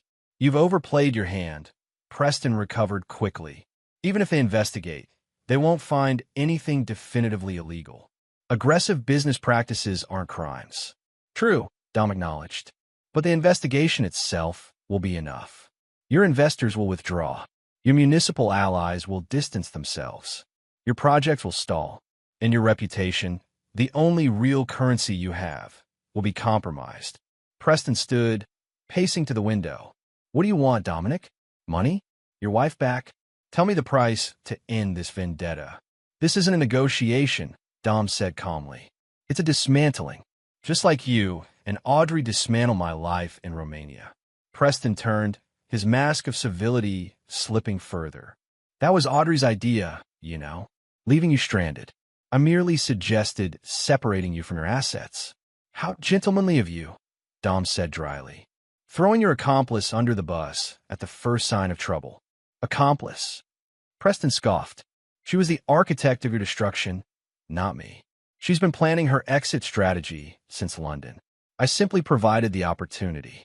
Dom absorbed this, unsurprised but still feeling the sting of confirmation. "And now I'm providing you with an opportunity. A chance to experience what I did. Is that your plan? Leave me stranded in Romania?" Preston's tone was mocking. "Nothing so crude," Dom replied. "You'll remain exactly where you are, watching everything you've built collapse around you. Your projects, your reputation, your freedom." Preston's expression hardened. "You think you can threaten me? Do you know what happens to people who interfere with my business?" Dom stood, matching Preston's stance. "Are you referring to what happened to Martin Schaefer when he refused to falsify inspection reports on the Lauterbrunnen project? Or to Christine Vogel when she questioned financial discrepancies at your Zurich office?" Preston went very still. "You're playing with fire, Dominic." "No," Dom corrected. "I'm playing with leverage. Every threat you make, every action you take against me, simply activates another level of disclosure I've arranged. Harm me, and everything goes public, not just to the authorities, but to your investors, your banking partners, your future clients." He moved toward the door. "You have until the end of the week to withdraw from the Belvedere project and begin liquidating your Swiss holdings. After that, the complete dossier goes to FINMA, Interpol, and the American SEC. "And Audrey?" Preston asked, his voice deceptively casual. "What's your plan for her?" Dom paused, hand on the doorknob. "Audrey made her choice in Romania. Now she'll live with the consequences of that choice." As Dom left the building, his phone buzzed with a text from an unknown number. "We need to talk. Tonight. Victoria Jungfrau Bar. 9 p.m. Ugh. He smiled slightly. Right on schedule. Audrey, sensing Preston's vulnerability, was making her move. The pieces were falling into place. Preston was now aware of his adversary and the threat posed. The authorities were closing in on his corrupt practices. Investors were losing confidence. And Audrey, the final piece in this puzzle, was beginning to calculate her own survival strategy. Dom texted Radu, meeting complete, proceeding as planned. Then he headed to Berger and Schmidt to maintain his professional facade while awaiting the evening's confrontation with his wife. The Victoria Jungfrau's elegant bar offered the perfect setting for their reunion. Public enough to prevent overt hostility, private enough for honest conversation. Dom arrived 15 minutes early, selecting a corner table with a clear view of the entrance and exit. When Audrey appeared, she looked nothing like the confident socialite at the gala. Her face was drawn, her movements tense as she scanned the bar. When she spotted him, something like resignation settled over her features. "I wasn't sure you'd come," she said, sliding into the seat across from him. "Curiosity," Dom replied. "I wanted to see what desperation looks like on you." She flinched slightly, then ordered a martini from the passing waiter. "Preston knows who you are." "Yes, we had a productive chat this morning." "He's dangerous, Dom. More than you realize." Dom studied her, noting the genuine fear beneath her practiced poise. "Concern for my safety, Audrey? That's touching, considering the last time we were together. You left me stranded without money or identification in rural Romania." She had the grace to look away. "That wasn't the plan. Not originally. Do enlighten me. What was the original plan?" Audrey twisted her cocktail napkin. "A clean break. The Switzerland project was real. Preston needed a preservation architect with your credentials. You'd work on the Belvedere. We'd separate amicably, divide assets. And then Preston found out about us in London. He became possessive, controlling. Said if I wanted a future with him, I needed to cut all ties with you. Completely." Dom laughed softly. "And naturally, that meant theft and abandonment." Her martini arrived, and she took a large sip. "Preston convinced me you'd fight the divorce. Try to keep me tied to you. He said a clean break was the only way. You'd be angry at first, but eventually move on." How considerate of him. Audrey leaned forward. "I know you don't believe me, but I never intended for you to be hurt. Stranded, yes. Inconvenienced, yes. But not in actual danger. Your notes suggested otherwise," Dom reminded her. "Let's see how he gets back. Not exactly concerned for my welfare." She had the decency to flush. "Naomi wrote that. She and the others, they turned it into a game. By then, I was in too deep to object." Poor Audrey. Dom's voice was ice. Coerced into betraying her husband by peer pressure. "How old are we? 16? "I'm not asking for forgiveness," she snapped, then visibly composed herself. "I'm trying to warn you. Preston is unraveling. Whatever you've done to his projects, his finances, he's not taking it well. He has connections, Dom, dangerous ones. Yet here you are, meeting his enemy. Interesting loyalty." Audrey's eyes darted around the bar. "Preston doesn't know I'm here. He thinks I'm at the spa." "Ah," Dom nodded, understanding dawning. The rats began abandoning the sinking ship. "It's not like that," she protested, but her expression betrayed her. "It's exactly like that," Dom countered. "You've calculated your odds with Preston are diminishing, so you're hedging your bets. Approaching me for, what exactly? Protection?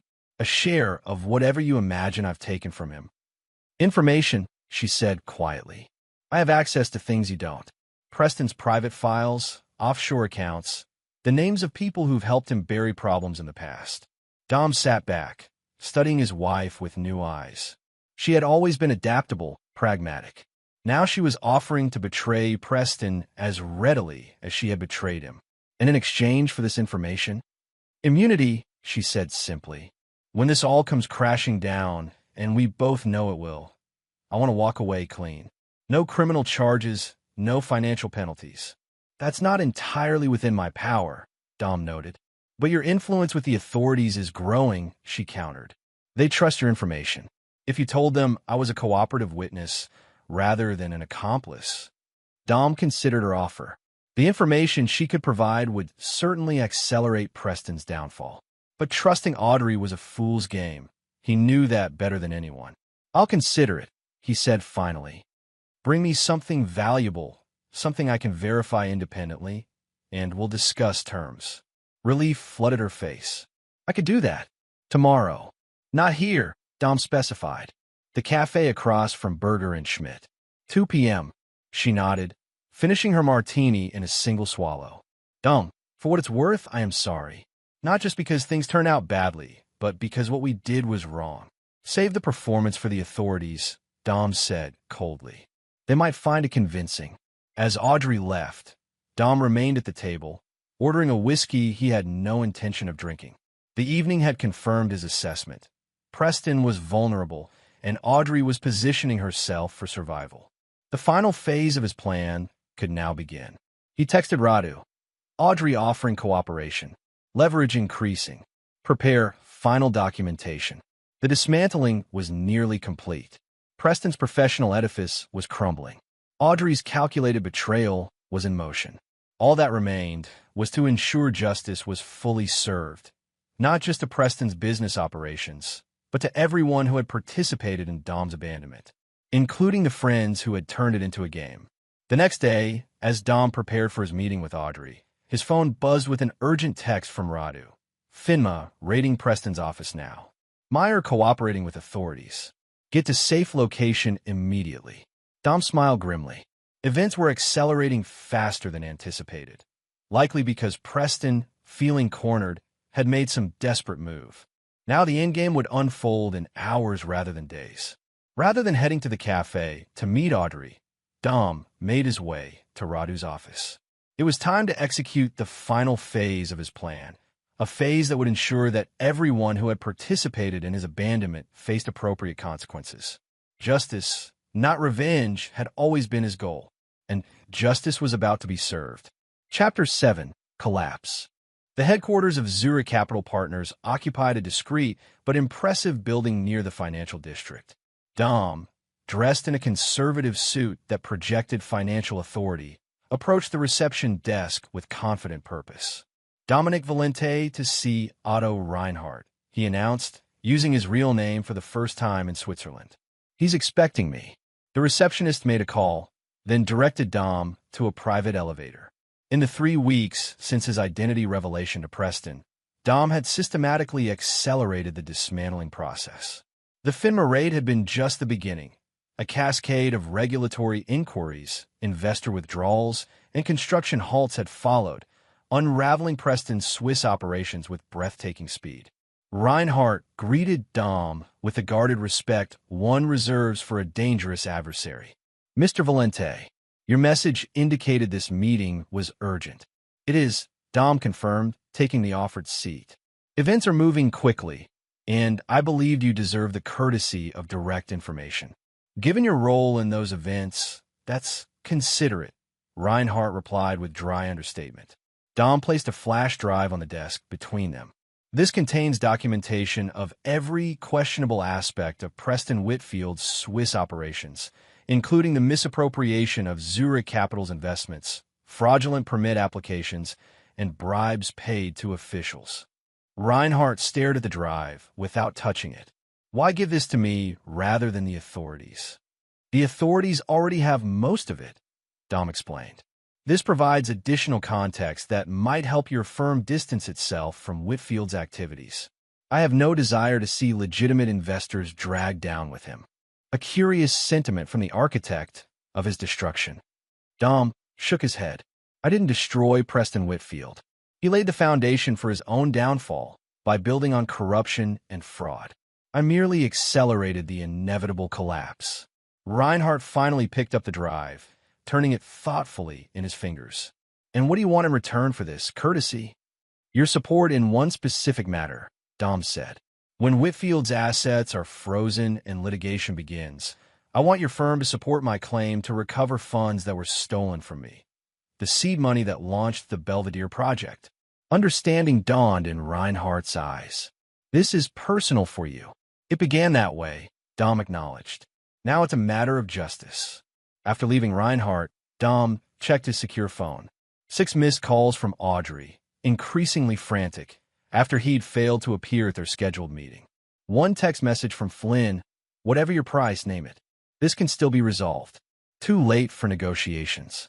Dom had spent the morning activating the final pieces of his plan. Anonymous tips to Swiss journalists about the FINMA investigation. A detailed disclosure to Interpol about Preston's pattern of intimidating opponents. And most satisfyingly, a comprehensive dossier delivered to each of the Belvedere investors, detailing exactly how their money had been misused. Dom's phone rang, Radu, with an update. Swiss police have issued a detention order for Whitfield, the financial consultant reported. He attempted to access restricted accounts this morning, triggering alerts. They're searching for him now. And Audrey, still at the Victoria Jungfrau, but she's packing, appears to be preparing for hasty departure. Dom considered this. Have you secured the documentation from her room? My associate retrieved it an hour ago. Hotel staff are remarkably cooperative when presented with official-looking credentials. Excellent. The documentation, extensive financial records Audrey had secretly copied from Preston's private files, would provide the final links in the chain of evidence. Dom's next stop was the Berger and Schmidt office, where Heinrich had called an emergency meeting. When Dom arrived, the atmosphere was tense with suppressed excitement. "Dominic," Heinrich exclaimed, "have you heard? The Belvedere developer is under investigation for fraud. The police were just here asking questions about our consulting work." "I'm aware," Dom said calmly. "What do they want to know?" "Whether we had observed any irregularities in the approval process." "Of course. I directed them to your reports highlighting the structural concerns." Heinrich's expression turned concerned. "This won't create problems for the firm, will it? We acted in good faith throughout." "The firm will be fine," Dom assured him. "In fact, Berger and Schmidt may benefit from being seen as the ones who identified legitimate safety issues that others overlooked." As his colleagues discussed the scandal's implications, Dom quietly gathered his personal items. His work at the firm was complete, both his professional contributions and their unwitting role in his larger plan. "Heinrich," Dom said as the meeting concluded, "I need to take a few personal days. Family emergency." Of course, Heinrich agreed readily. "Take whatever time you need. And Dominic, thank you for your integrity in this matter. Lesser architects might have looked the other way." Dom nodded his thanks, feeling a twinge of guilt for using the good-natured Swiss firm in his scheme. He left a letter of resignation in his desk drawer to be discovered after the dust settled. Outside, Dom checked his secure phone again. A message from his surveillance team. Subject W attempting to leave hotel via service entrance. Intercept in progress. Dom headed immediately to the Victoria Jungfrau, arriving in time to witness the quiet drama unfolding at the side of the elegant hotel. Two plainclothes police officers were escorting Preston to an unmarked car, his face a mask of cold fury. A small group of hotel staff watched from a discreet distance. Dom remained in his vehicle, observing as Preston was driven away. One phase complete. Now for Audrey. Rather than entering through the lobby, Dom used his knowledge of the hotel's layout to access the residential wing through a side entrance. The keycard he'd obtained through Radu's connections granted him access to the executive floor where Preston's suite was located. Outside the Imperial Suite, Dom paused, listening. From within came the sounds of frantic movement, drawers opening and closing, the rustle of clothing being packed. He knocked firmly. "Housekeeping," he called, disguising his voice with a German accent. The movement inside stopped. After a moment of silence, Audrey's voice came through the door, strained with tension. "Not now. Come back later. Security matter, madam. Must enter immediately." Another pause, then footsteps approaching. The door opened just enough for Audrey to peer out, her expression shifting from annoyance to shock as she recognized Dom. Before she could slam the door, he pushed firmly into the room. "Hello, Audrey. Going somewhere?" The suite looked like a hurricane had hit it. Clothes strewn across the bed, half-filled suitcases open on the floor, papers scattered across the desk. Audrey backed away, her composure cracking. "Where's Preston?" she demanded, glancing nervously toward the windows as if contemplating escape. "Being processed by Swiss police, I imagine," Dom replied, closing the door behind him. Financial crimes, corrupt practices, potentially witness intimidation. The usual. I had nothing to do with that, she said quickly. I was just. Save it for your statement. Dom cut her off. The authorities will be here shortly. They're quite interested in the offshore accounts you helped establish. Audrey's face drained of color. You set me up. No, Audrey. You set yourself up the moment you decided to leave me stranded in Romania. Dom surveyed the chaos of the suite. Planning a quick exit? That rarely looks good to investigators. She moved to the minibar, hands shaking slightly as she poured herself a drink. What do you want from me, Dom? Money? I can get you money. Interesting offer, considering your accounts are likely being frozen as we speak. I have access to accounts the authorities don't know about, she countered. Emergency funds. Enough to disappear. Start over somewhere new. Dom smiled coldly. Like I had to do? After being abandoned without resources in a foreign country. That was different, she insisted. You had your career, your skills. You could rebuild, as you're about to discover for yourself. Dom checked his watch. The police should be arriving for you in approximately 20 minutes. I wanted this private moment first, to see the realization in your eyes. Audrey's expression hardened, survival instincts kicking in. You think you've won? That this is justice? Preston has contingency plans, people who owe him favors. This isn't over. For Preston, it's very much over, Dom corrected her. His Swiss operations are dismantled. His investors have abandoned him. His political connections are distancing themselves to avoid the splash damage. He's finished in Europe. And me? Am I finished too? A hint of the old Audrey emerged, calculating, pragmatic. That depends on your choices in the next few hours, Dom said simply. Cooperate, and you might emerge with some semblance of a future. Fight, and you'll go down with Preston. She studied him, searching for leverage. What happened to the man I married? The Dom I knew wouldn't do this, destroy people, no matter what they'd done. He was left on a dark road in Romania, Dom replied. The man who walked out of that experience is different. You created him, Audrey. You and Preston and your friends who thought it would be funny to abandon someone in a foreign country. At the mention of her friends, something flickered in Audrey's eyes, perhaps concern for her accomplices. Naomi and the others were just following along. They didn't understand what was really happening. Another lie, Dom said dismissively. I have the text messages, Audrey. The planning, the jokes at my expense, the celebration after you left me behind. Everyone participates.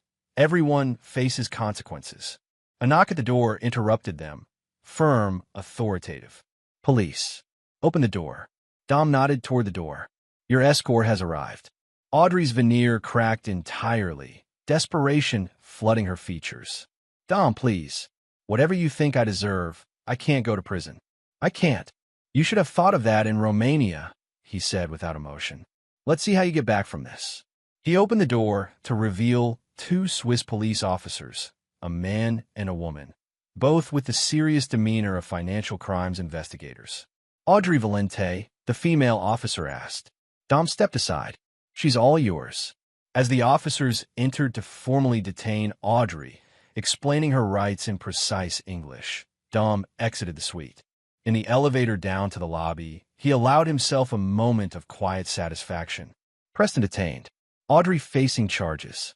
The financial and regulatory consequences of their actions catching up with them. Justice was being served, but it wasn't complete. Not yet. Dom's next target was the group of friends who had participated in his abandonment.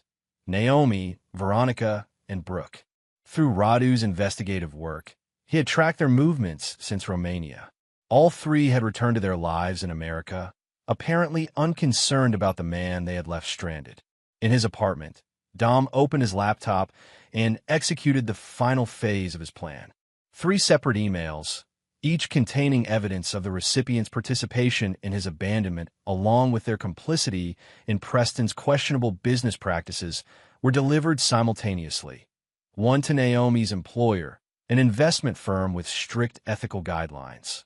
One to Veronica's husband, who was unaware of her relationship with Flynn during the Romanian trip. And one to the board of the charitable foundation Brooke chaired, with documentation of how she had helped launder Preston's payments to corrupt officials.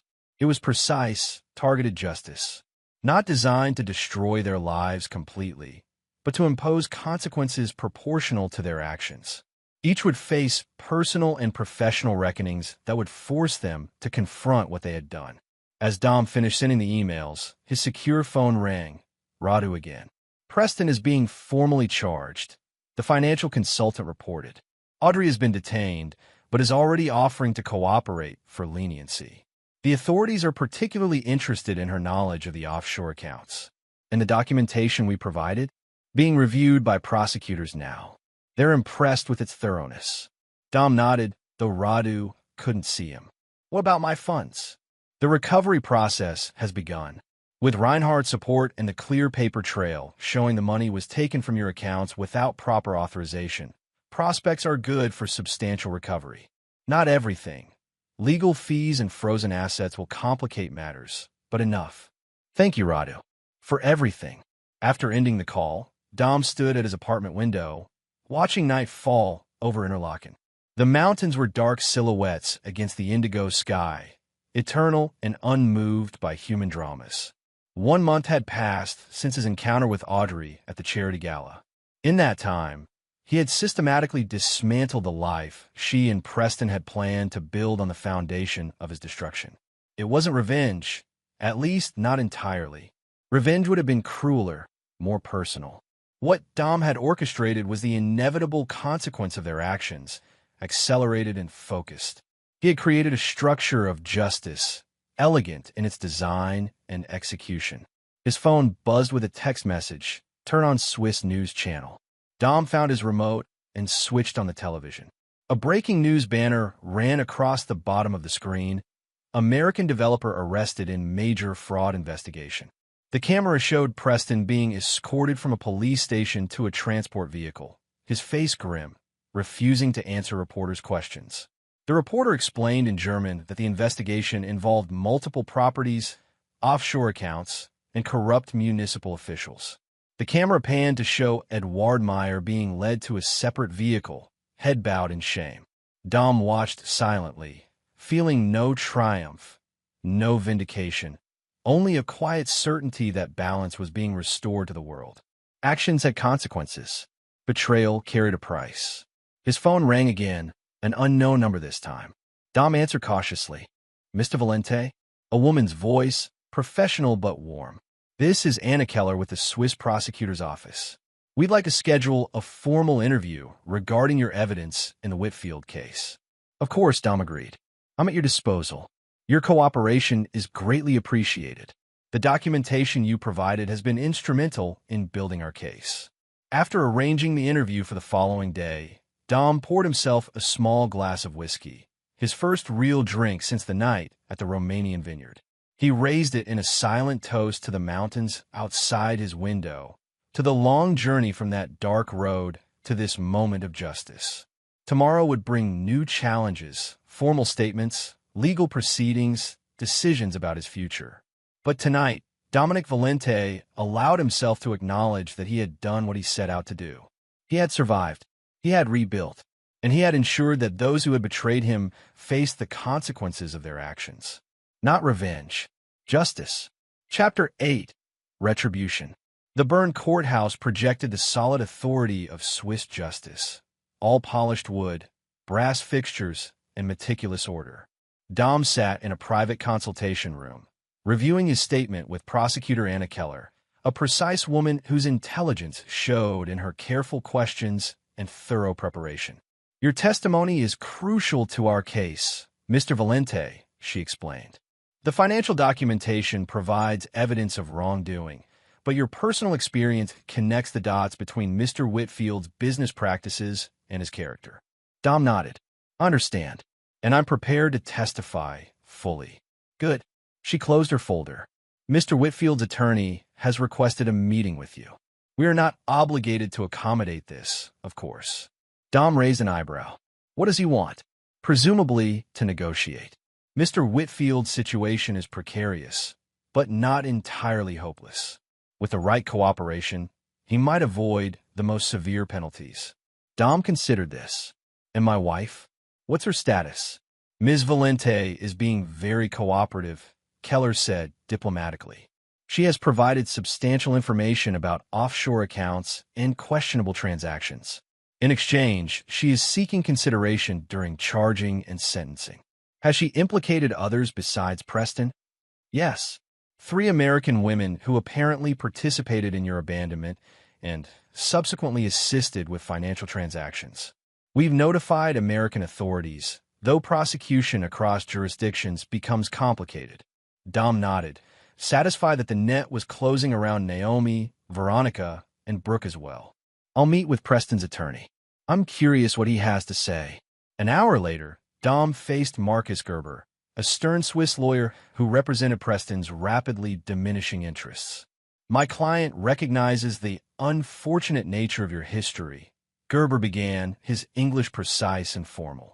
He wishes to make financial restitution and avoid protracted legal proceedings that would benefit neither party. Interesting, Dom replied. And what form would this restitution take? Gerber opened a folder. Full repayment of all funds removed from your accounts, with interest. Additional compensation for hardship and inconvenience.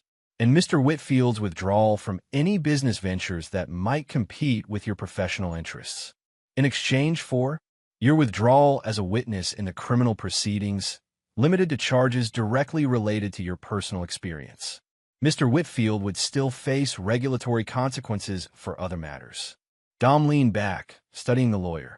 Your client abandoned me in a foreign country, stole my money, and attempted to destroy my career. Now he wants to buy my silence. He wishes to resolve matters efficiently, Gerber corrected. The funds are already in escrow as a gesture of good faith. Dom smiled slightly. Tell your client I appreciate his offer. I'll consider it and respond through Prosecutor Keller. After Gerber departed, Keller returned, eyebrows raised in question. An interesting proposal, Dom acknowledged, but insufficient. What would be sufficient, Mr. Valente? She asked, studying him carefully. Dom considered the question. What did he truly want at this point? The money was already being recovered through legal channels. Preston's operations were dismantled. Audrey was facing consequences. Justice was proceeding without requiring compromise. Full cooperation, Dom decided. Preston provides complete information about every questionable transaction, corrupt official, accomplice. No protection for anyone involved. In exchange, I won't object to appropriate sentencing consideration. Keller nodded approvingly. A principled position. I'll convey it to Mr. Gerber. That evening, Dom received a call from Radu. There have been developments with your wife. She's made an additional offer to prosecutors. What kind of offer? Information about financial crimes unrelated to your situation. Apparently, she was more involved in Whitfield's operations than previously understood. In exchange, she wants relocation and identity protection. Dom frowned. She's afraid of someone. Who? According to my sources, some of Whitfield's business partners outside Switzerland are concerned about the extent of her cooperation. These are not people who appreciate potential witnesses. Dom absorbed this information. Audrey's situation was becoming more complicated and potentially more dangerous than he had anticipated. While he wanted justice, he had never intended to put her in physical danger. Where is she now? Secure custody. Limited outside contact. Keep me informed, Dom instructed. I want to know immediately if her situation changes. The following day brought Dom to the Victoria Jungfrau once more, this time to retrieve his personal items from a safe deposit box he'd established under his Kane identity. As he crossed the lobby, he noticed a familiar figure at the reception desk. Naomi Wells, looking significantly less polished than during their last encounter in Romania. Dom approached quietly, positioning himself within earshot as she argued with the desk clerk. What do you mean his belongings have been removed by the police? I have authorization from Mr. Whitfield himself. She pushed a document across the counter. The clerk examined it with Swiss thoroughness. This authorization predates Mr. Whitfield's detention, madam. All property has been secured by authorities pending investigation. If you wish to claim specific items, you must apply through official channels. Naomi's composure slipped. I don't have time for official channels. I need his laptop and files today. That will not be possible. Perhaps you should consult Mr. Whitfield's attorney. The clerk suggested with professional detachment. Naomi slammed her hand on the counter. You don't understand. There are documents. She stopped abruptly as she sensed Dom's presence. Turning slowly, she faced him, blood draining from her face. Dom? Where are you? How are you? Hello, Naomi, Dom said pleasantly. Looking for something important? Financial records, perhaps? Evidence of your involvement in Preston's operations. She recovered quickly, straightening her posture. I don't know what you're talking about. I'm just collecting personal items for a friend. A friend currently being held by Swiss authorities for financial crimes, Dom observed. Interesting timing for your visit. Naomi glanced toward the exit, calculating her options. This doesn't concern you. Actually, it does. You see, I've provided the authorities with extensive documentation, including text messages showing your participation in my abandonment and subsequent involvement in Preston's financial arrangements. Dom stepped closer. The American FBI has been notified as well. Something about wire fraud across international boundaries. Her composure cracked entirely. It was just a joke. Romania, we never thought that there would be consequences. Dom finished for her. That's becoming a pattern with your social circle. A uniformed security officer approached, having noticed the tense exchange. Is there a problem, sir? Dom smiled professionally. No problem. Ms. Wells was just leaving. In fact, he turned to her, I believe there are some gentlemen from the federal prosecutor's office who would be very interested in speaking with you. They're just across the street. Naomi grabbed her purse and backed away. This isn't over. Actually, it is, Dom replied calmly. It was over the moment you all drove away in Romania. As she hurried toward the exit, Dom turned to the security officer. You might want to alert the authorities that Naomi Wells is attempting to leave the country. I believe there's a detention order pending. While the officer made a discreet call, Dom continued to his original destination, the hotel's secure storage area. As he retrieved his documents, he received a text from Radu. Wells intercepted at hotel exit. Tate and Montgomery under investigation in U.S. Financial net closing. Everything was proceeding as designed. Later that afternoon, Dom entered the temporary offices of the Financial Crimes Task Force, where he had been summoned for an unexpected meeting. Anna Keller greeted him with unusual formality. Mr. Valente, thank you for coming on short notice. There's been a significant development. She led him to a conference room where, to his surprise, Audrey sat at the table, flanked by two officers. She looked up as he entered, her expression unreadable. What is this? Dom asked Keller. Your wife has made a comprehensive statement implicating not only Mr. Whitfield, but several international partners in a money laundering scheme. The information is extremely valuable to ongoing investigations. Keller paused. In exchange, she's requested a meeting with you. Dom turned to Audrey. What? 2 reasons, she replied, her voice steady despite her obvious exhaustion. First, to give you this. She slid a document across the table. Signed divorce papers. I'm making no claims on any assets. Clean break. Dom glanced at the papers without touching them. And the second reason? To warn you, Audrey said quietly. Preston has connections. People who won't be touched by Swiss authorities or even American ones. People who solve problems permanently. Keller interjected. We're taking these threats seriously. Ms. Valente has provided names and evidence suggesting Mr. Whitfield has utilized extreme measures against obstacles in the past. And now I'm an obstacle, Dom concluded. Audrey nodded. They've already reached out to contacts in Interlaken. You need protection. Dom studied his wife, searching for deception but finding only genuine concern.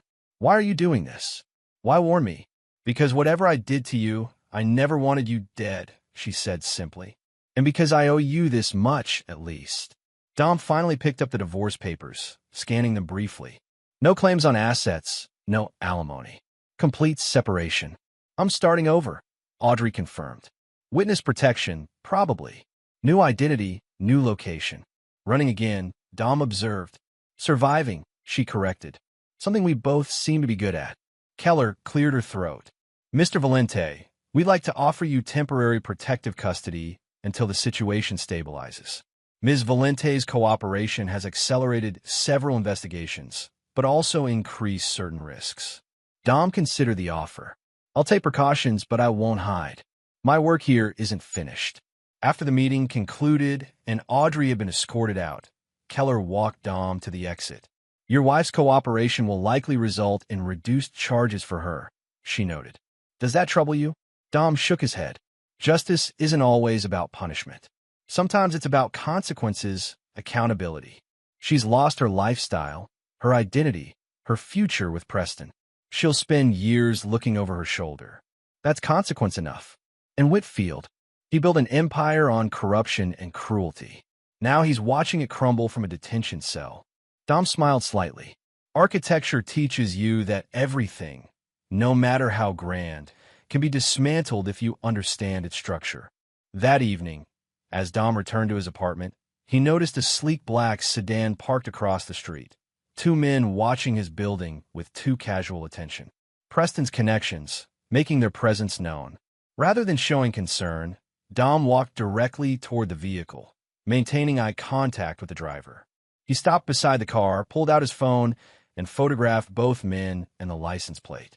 Sending these to my attorney, Prosecutor Keller, and several journalists right now, he informed them pleasantly, along with documentation of Preston's previous problem-solving methods. If anything happens to me, it becomes front-page news and priority investigation. The men exchanged glances. The driver rolled down his window partially, just delivering a message. Mr. Whitfield has friends who are concerned about your activities. And I have friends who are concerned about Mr. Whitfield's friends, Dom replied, including people in law enforcement across 3 countries. This won't end well for anyone who escalates beyond legal channels. He stepped back from the car. Let me save you some time. I've already anticipated this approach, just as I anticipated everything else since Romania. There's nothing you can do that I haven't prepared for. After a tense moment, the driver nodded almost imperceptibly, and the sedan pulled away from the curb.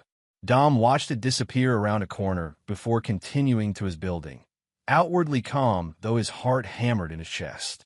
Inside his apartment, Dom poured himself a whiskey and called Radu. Preston's people made contact. Visual threat only for now. Expected, Radu replied. I've activated additional security measures. And there's more news. The American authorities have detained Veronica Tate at JFK Airport. Brooke Montgomery is cooperating with federal investigators. The network is unraveling. And our financial recovery, progressing. The Swiss courts have frozen assets equivalent to approximately 80% of what was taken from you. Recovery is likely within months rather than years. Dom nodded to himself. Perfect. The following morning brought news that Preston had accepted Dom's terms, agreeing to full cooperation in exchange for Dom's neutrality during sentencing. By afternoon, the Financial Crimes Task Force had executed search warrants on 3 additional properties connected to Preston's operations, based on his detailed disclosures. Audrey, meanwhile, had been transferred to a secure location pending arrangements for her eventual placement in witness protection. The divorce papers she had signed were now with Dom's attorney, being processed through expedited channels. One by one, the components of Dom's justice were falling into place. The betrayers were facing consequences proportional to their actions. The stolen funds were being recovered. The corrupt system Preston had built was being dismantled. As December arrived, bringing heavy snow to Interlaken, Dom received an unexpected visitor at Berger and Schmidt, Gabriela Constantinescu, his Romanian colleague, who had flown in from Bucharest. I had to see for myself, she explained as they sat in a cafe near the office. When you disappeared in Romania, I was worried sick. Then I heard rumors about what happened with Audrey, and now there's news about some American developer being arrested in Switzerland. Dom smiled. It's been an eventful few months. That's an understatement. Gabriella studied him. You've changed, Dom. Had to, he replied simply. She reached across the table, covering his hand with hers. I understand why, but don't lose yourself completely in this reckoning. The Dom Valente I knew was a builder, not just a dismantler. Her words resonated more than he expected. In his focus on justice, he had perhaps neglected to consider what would come after. When the last piece of Preston's empire had fallen, when the last of Audrey's betrayal had been addressed. What then? I'm still figuring that out, he admitted. Gabriella's smile was warm. When you do, remember there are restoration projects waiting in Romania. Historical structures that need someone who understands how to preserve what's valuable while rebuilding what's broken. The metaphor wasn't subtle, but it was timely. Dom found himself considering possibilities beyond Switzerland, beyond the justice that had consumed him since that dark Romanian road. I'll keep that in mind, he promised. As Christmas approached, the final pieces of Dom's plan reached completion. Preston, facing overwhelming evidence and abandoned by his powerful friends, accepted a plea agreement that would keep him in prison for at least 7 years. The financial recovery process had secured most of Dom's stolen funds.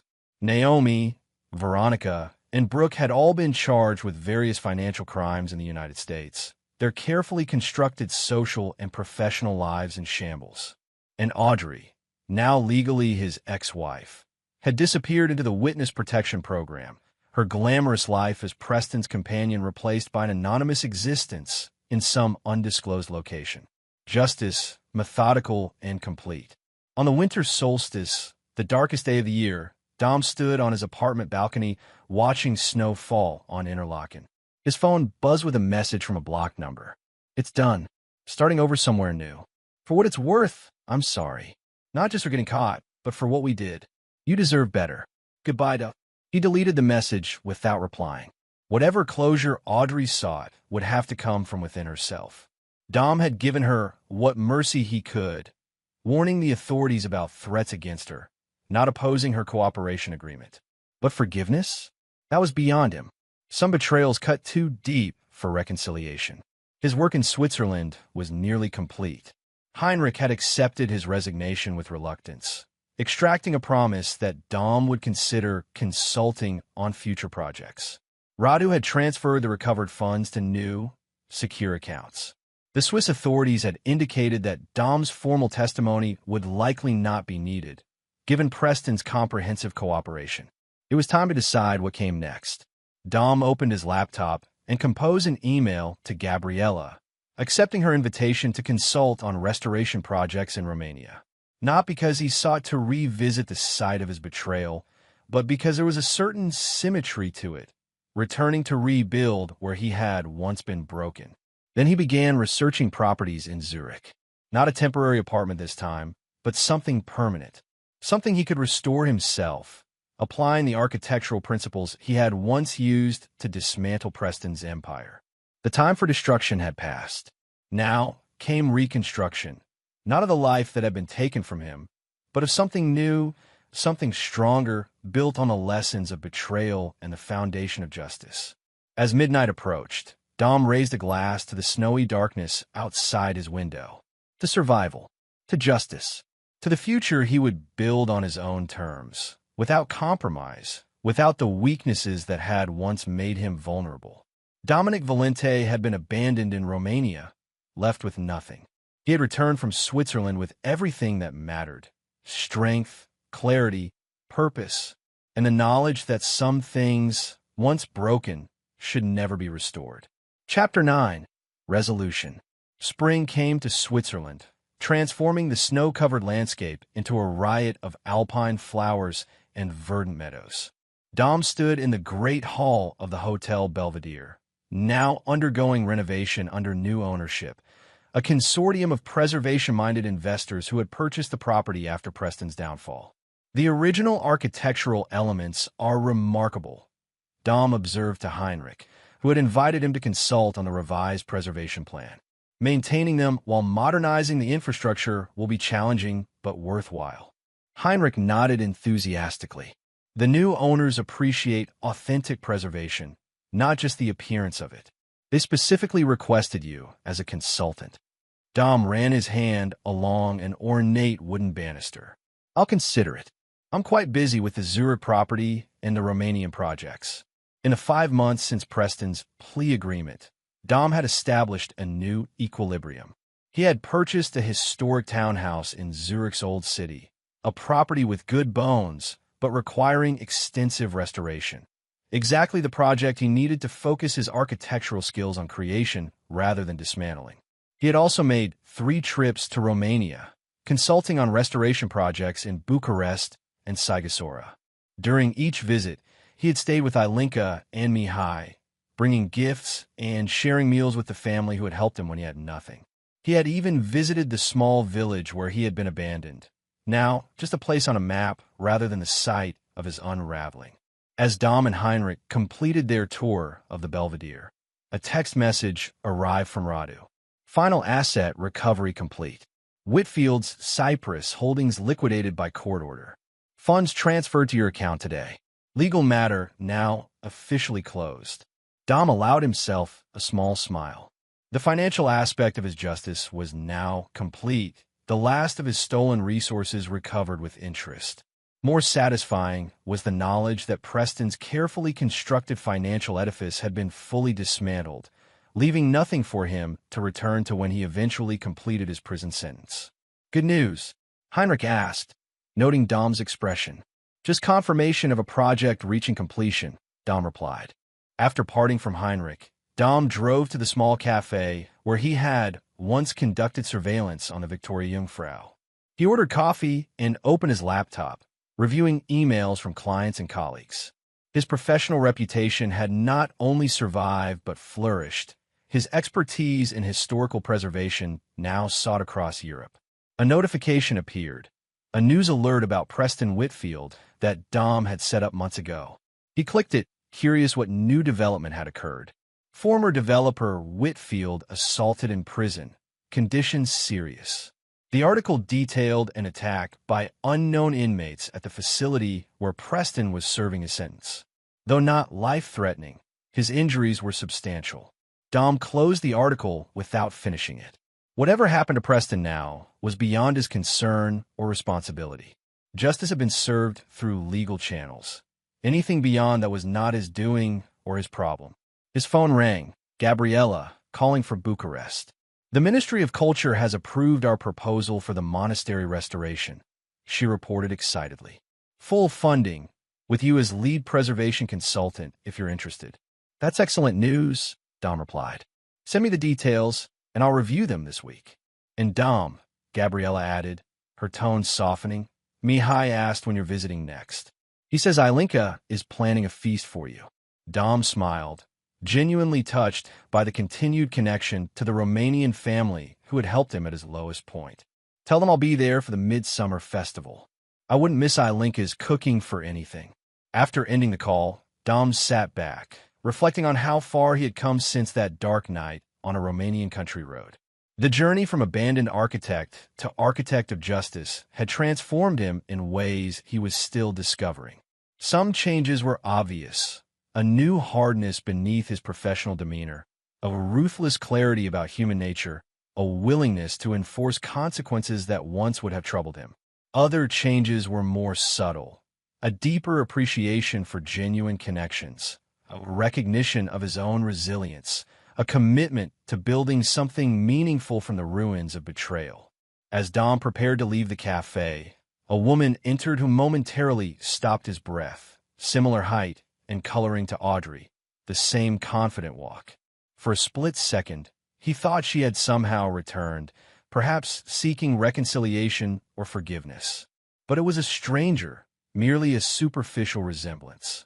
And Dom realized with quiet certainty that if Audrey herself had walked through that door, he would feel nothing but a distant recognition, like acknowledging a storm that had once devastated the landscape, but now held no power. That evening, Dom hosted a small dinner at his Zurich townhouse for colleagues and new friends. Heinrich and his wife, Radu, and his partner, 2 architects from the Swiss Preservation Society. The renovated space showcased Dom's vision, blending historical elements with modern functionality, preserving what was valuable while reimagining what needed to change. Over wine and conversation, Heinrich raised his glass in a toast. To Dominic Valente, who taught us that true preservation isn't just about buildings, but about integrity. Dom accepted the toast with a grateful nod, though the irony wasn't lost on him. His integrity had indeed been preserved, but only through a ruthlessness he once would have disavowed. Later, After his guests had departed, Dom stood in his study, reviewing the architectural plans for the Romanian monastery restoration. The project represented everything he valued professionally: historical significance, technical challenges, cultural meaning.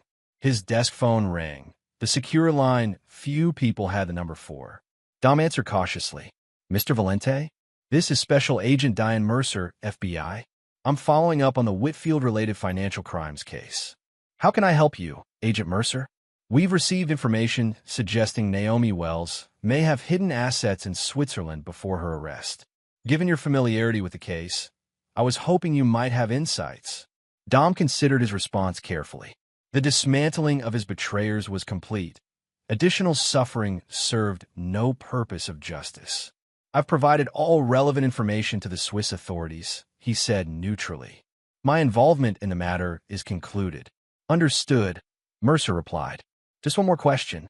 We've been unable to trace the source of the anonymous tips that triggered our initial investigation. Would you happen to know anything about that?" Dom smiled slightly. "I'm afraid not. Though it seems justice has a way of finding its path, doesn't it?" After ending the call, Dom returned to his architectural plans. The past was settled. Justice had been served. Now his focus belonged entirely on building the future. A future structured according to his design, reinforced against betrayal, and constructed without compromise. 2 weeks later, Dom arrived in Bucharest to begin work on the monastery restoration. As his taxi wove through the vibrant streets of the Romanian capital, he reflected on how differently he viewed the city now compared to his desperate visit after being abandoned. What had once been a place of crisis was now simply another European capital where he conducted business. At his hotel, the concierge presented him with an envelope that had been delivered earlier that day. No sender information, just his name in typed letters. Inside was a newspaper clipping about Preston's assault in prison, along with a handwritten note. "Some debts require more personal repayment. Consider this interest on what was stolen from you. M. Mihai." Despite his denials of connections to Romania's darker elements, the older man had apparently ensured Preston faced additional consequences beyond legal penalties. Dom studied the note, then tore it into tiny pieces, disposing of them in separate trash receptacles throughout the hotel. He had never requested such intervention, would never have asked for extrajudicial punishment. But neither would he pretend outrage at Preston experiencing a fraction of the vulnerability he had forced upon others.